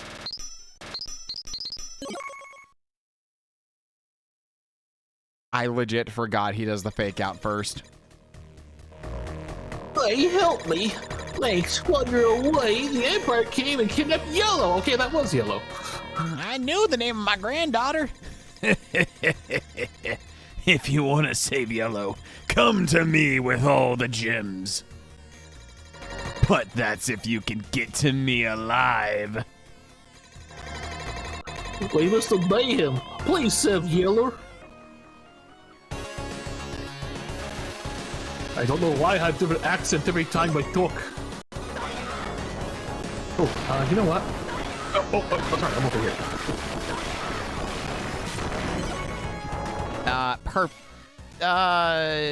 Oh shit, I'm trying to figure out how I want to do this. Yeah, no, done. Cool, I'm good. Alright. I'm gonna be spicy. Cure melee range. I like the strategy, Cotton. Let's see how it plays out.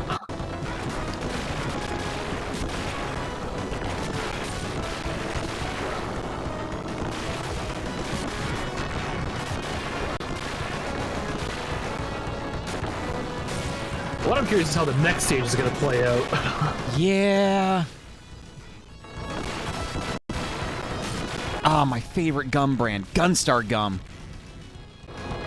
Get the 7 Force Flavor Edition for more wintergreen magic. I didn't know Outrun started a gangster, but, you know, here we are. In an alternate timeline, Yellow is the leader of a gangster foundation.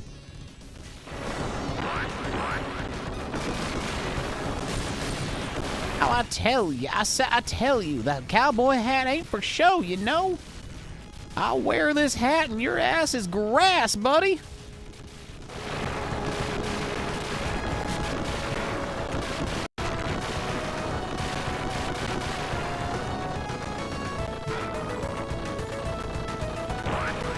You got turn to sender. Honestly, I didn't know about throwing and returning bombs until you did it on the first run. I mean, it makes sense. I just never thought of it before. Right. No, okay, that's fine. I don't feel like shooting the enemy at point blank range or anything.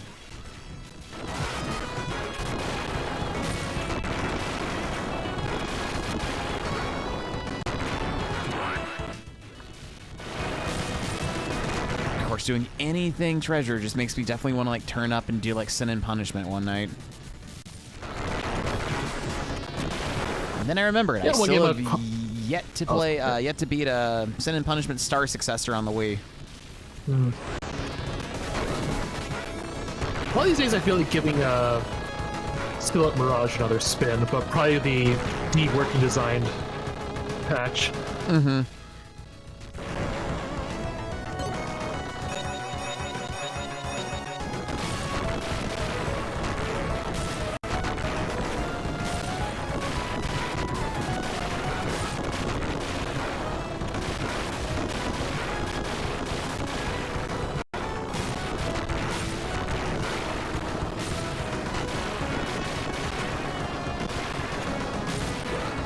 Gosh, why would you guys stack boxes like this? 'Cause it's cool! Couldn't think of any other way to stop you guys, so we decided to like line up the boxes in a very specific way that you can't possibly break through.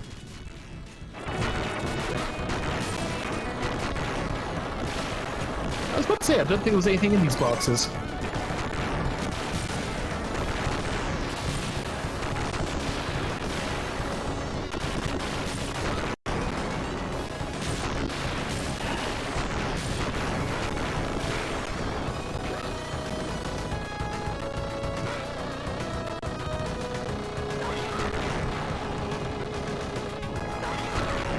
Oh, I'm so glad I have iframes when I toss somebody.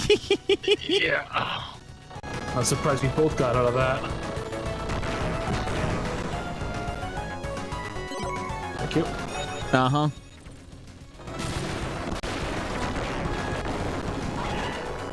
Reddit's been eating all the food lately. The Journey of Life. A 4-part episodic documentary series on the essence of life and the planet. It's won awards, you know. I just want to check this no admittance movie, what that's all about.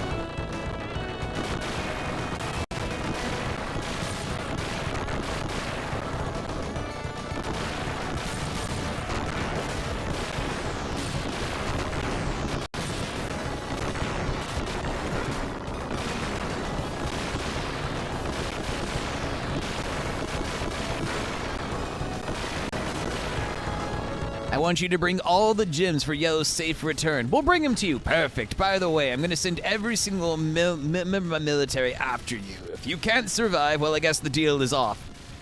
Wouldn't it make more sense just to make the deal happen now and we just kind of both get what we want? No. It's an evil villain rule 101. I get something in return. You die in possibility. Then you can only get something in return for what I say you can get something in return. Do we have an agreement, my dear Gunstars? I don't know how well that holds up in court. Well, that health isn't happening. Well, good thing there's more health right there.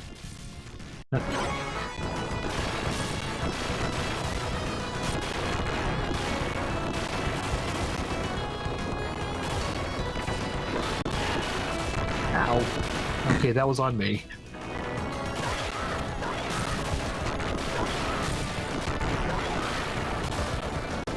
We'll eventually make it to the spaceport. This is a long-ass stage, isn't it? Compared to every other stage in the game, yes, it is abnormally long for no reason.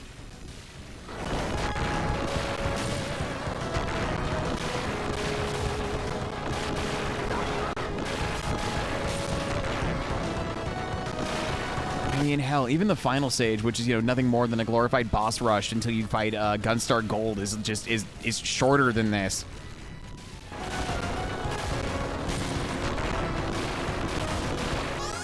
Finally. Oh, not the drunken dude. Oh. I love dance.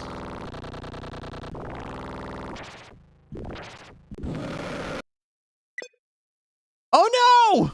What? What?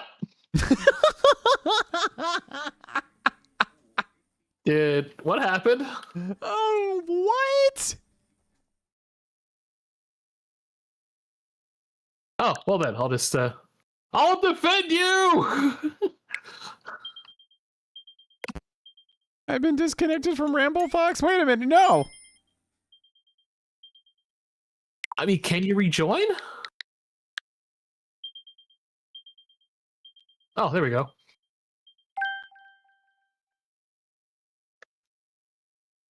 Hey, whatever happened there?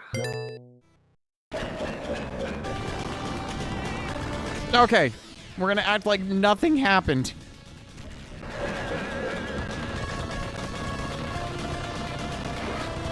Oh, Ricket, not now, buddy. Yeah. You went to go back to the door or something. How about that? No, Bubby, no, cat, no. Not now, not now.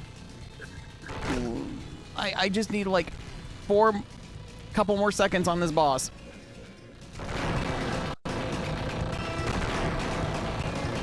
Yo. Done. Yay!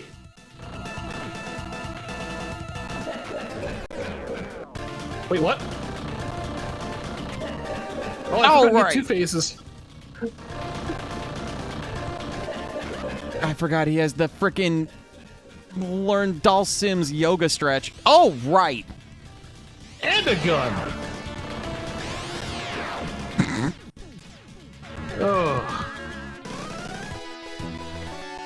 Well, that was a day. Would you want to call it here, or you want to take another shot at it? For the essence of time, I'm gonna have to say call it here, unfortunately. Fair enough, fair enough. Well, I'll just switch to the game for my AFK then.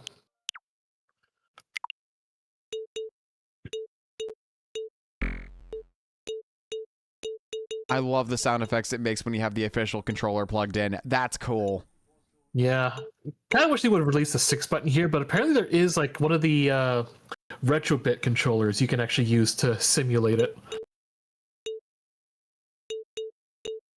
Oh, this always had a cool intro.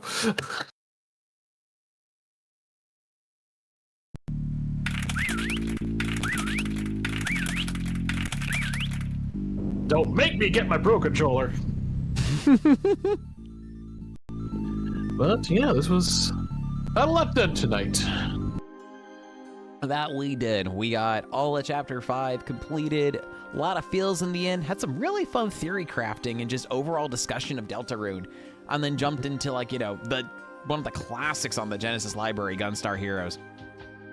Yeah, it's been an age that I probably should pick it up again, although for some reason, like, I've been meaning to, like, I just finished Adventures of Elliot recently, and I was like, oh, now I could finally play Final Fantasy VII Rebirth. No, instead I'm playing Balatro. Whatever. That's how I'm spending my vacation.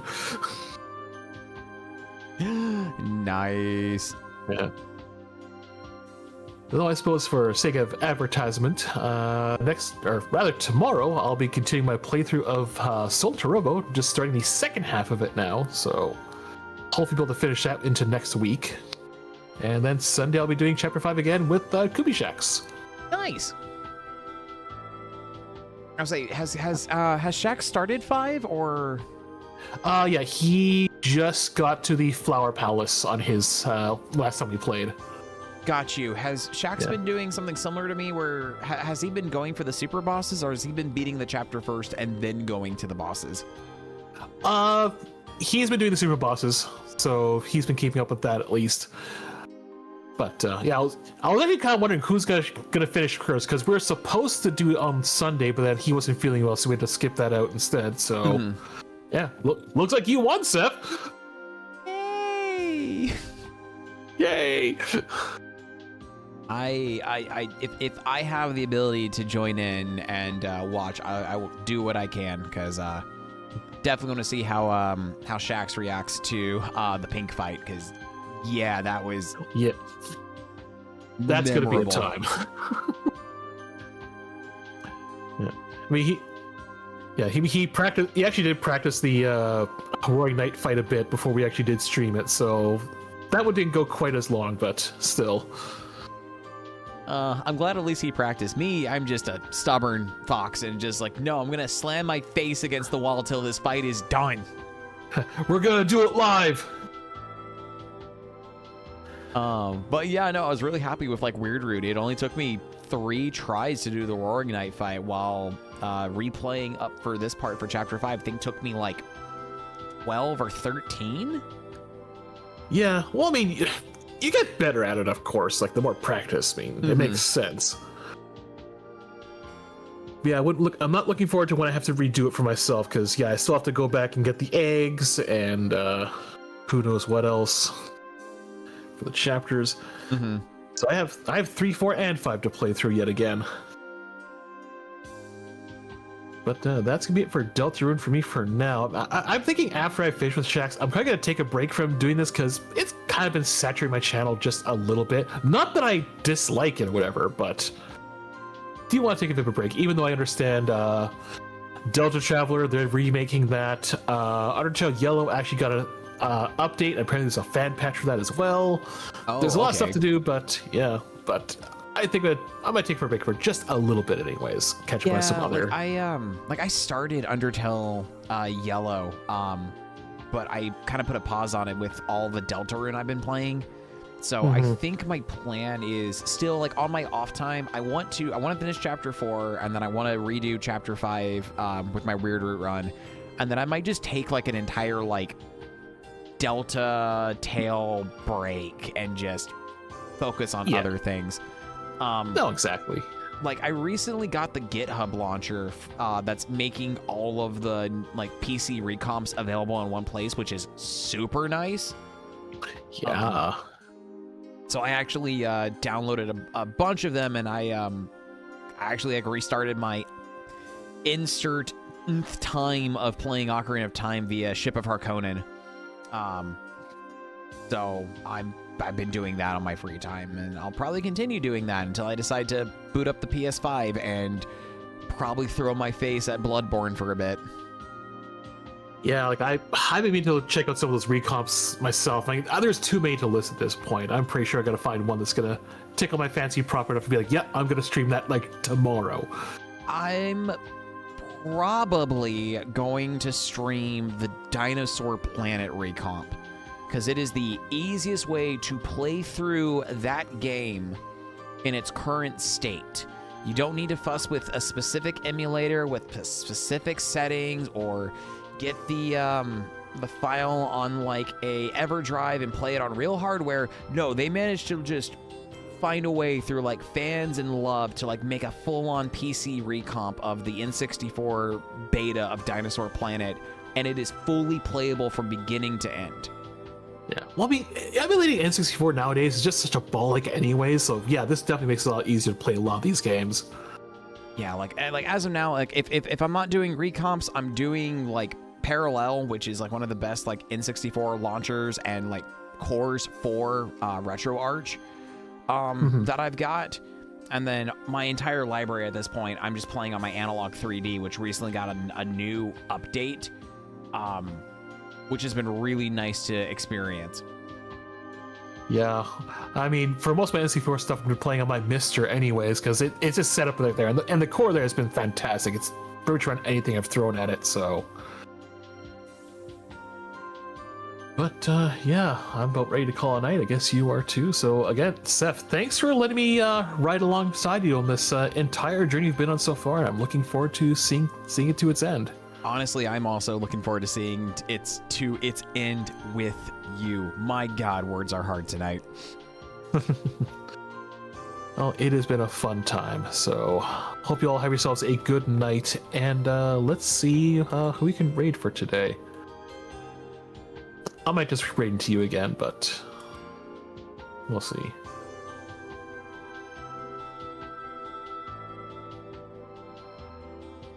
Hey, what do we want our raid message tonight to be? Outside of maybe like just Jorona. I was thinking, we flirt with everybody. Honestly, yeah, that's even better. All right, I was gonna raid into you, then I'll let you pick a target then. All right, so once again, folks, hope you all have a good night. Just going to Seth's stream now, and hopefully see you all again tomorrow. And boop. Boop. No boop. I mean, the button's right Through there. fire, justice is served. Here's Lunar. Okay, the there's- echo. And then there's that temptation of just like, just go ahead and like stream all of Mischief Makers again. Come on. And I'm like, yeah, it's a good idea because it's a really damn good game.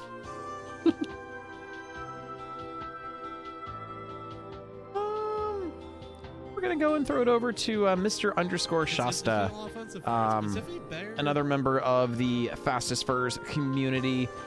Big Kirby speedrunner. They're currently going through every single game in the DS library. So, Oh my. yeah, they have been going through it. I mean, they're emulating this, I'm assuming?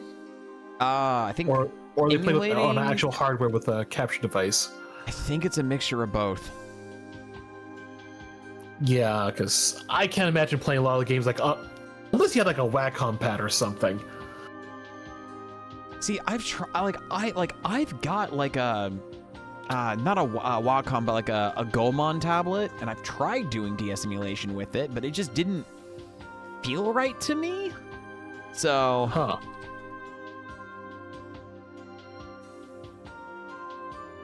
Well, yeah, I don't know. Like, eventually, playing DS games, I just stick with playing on actual hardware if I can. Like, it's easier to mod them. But yeah, if you're streaming it, I mean, that's something else altogether.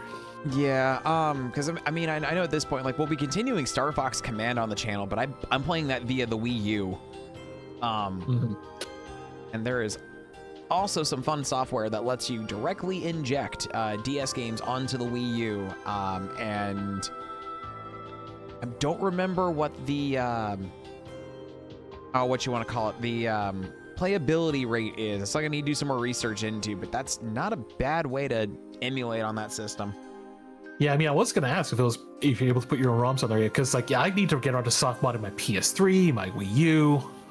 I mean, especially my PS3 now, but Yeah, no, God, especially I need to look into that myself. But yeah, we'll talk more about that later. But until then, guys, thank you so much for joining us. Let's go give Mr. _ Shasta some love.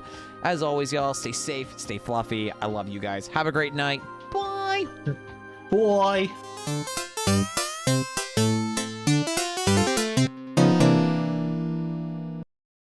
Yeah, no, sorry, Pink. Chris just flirts with everybody. Well, at least my flirts were special? Big question mark? Yeah, we'll go with that. I'll live with that.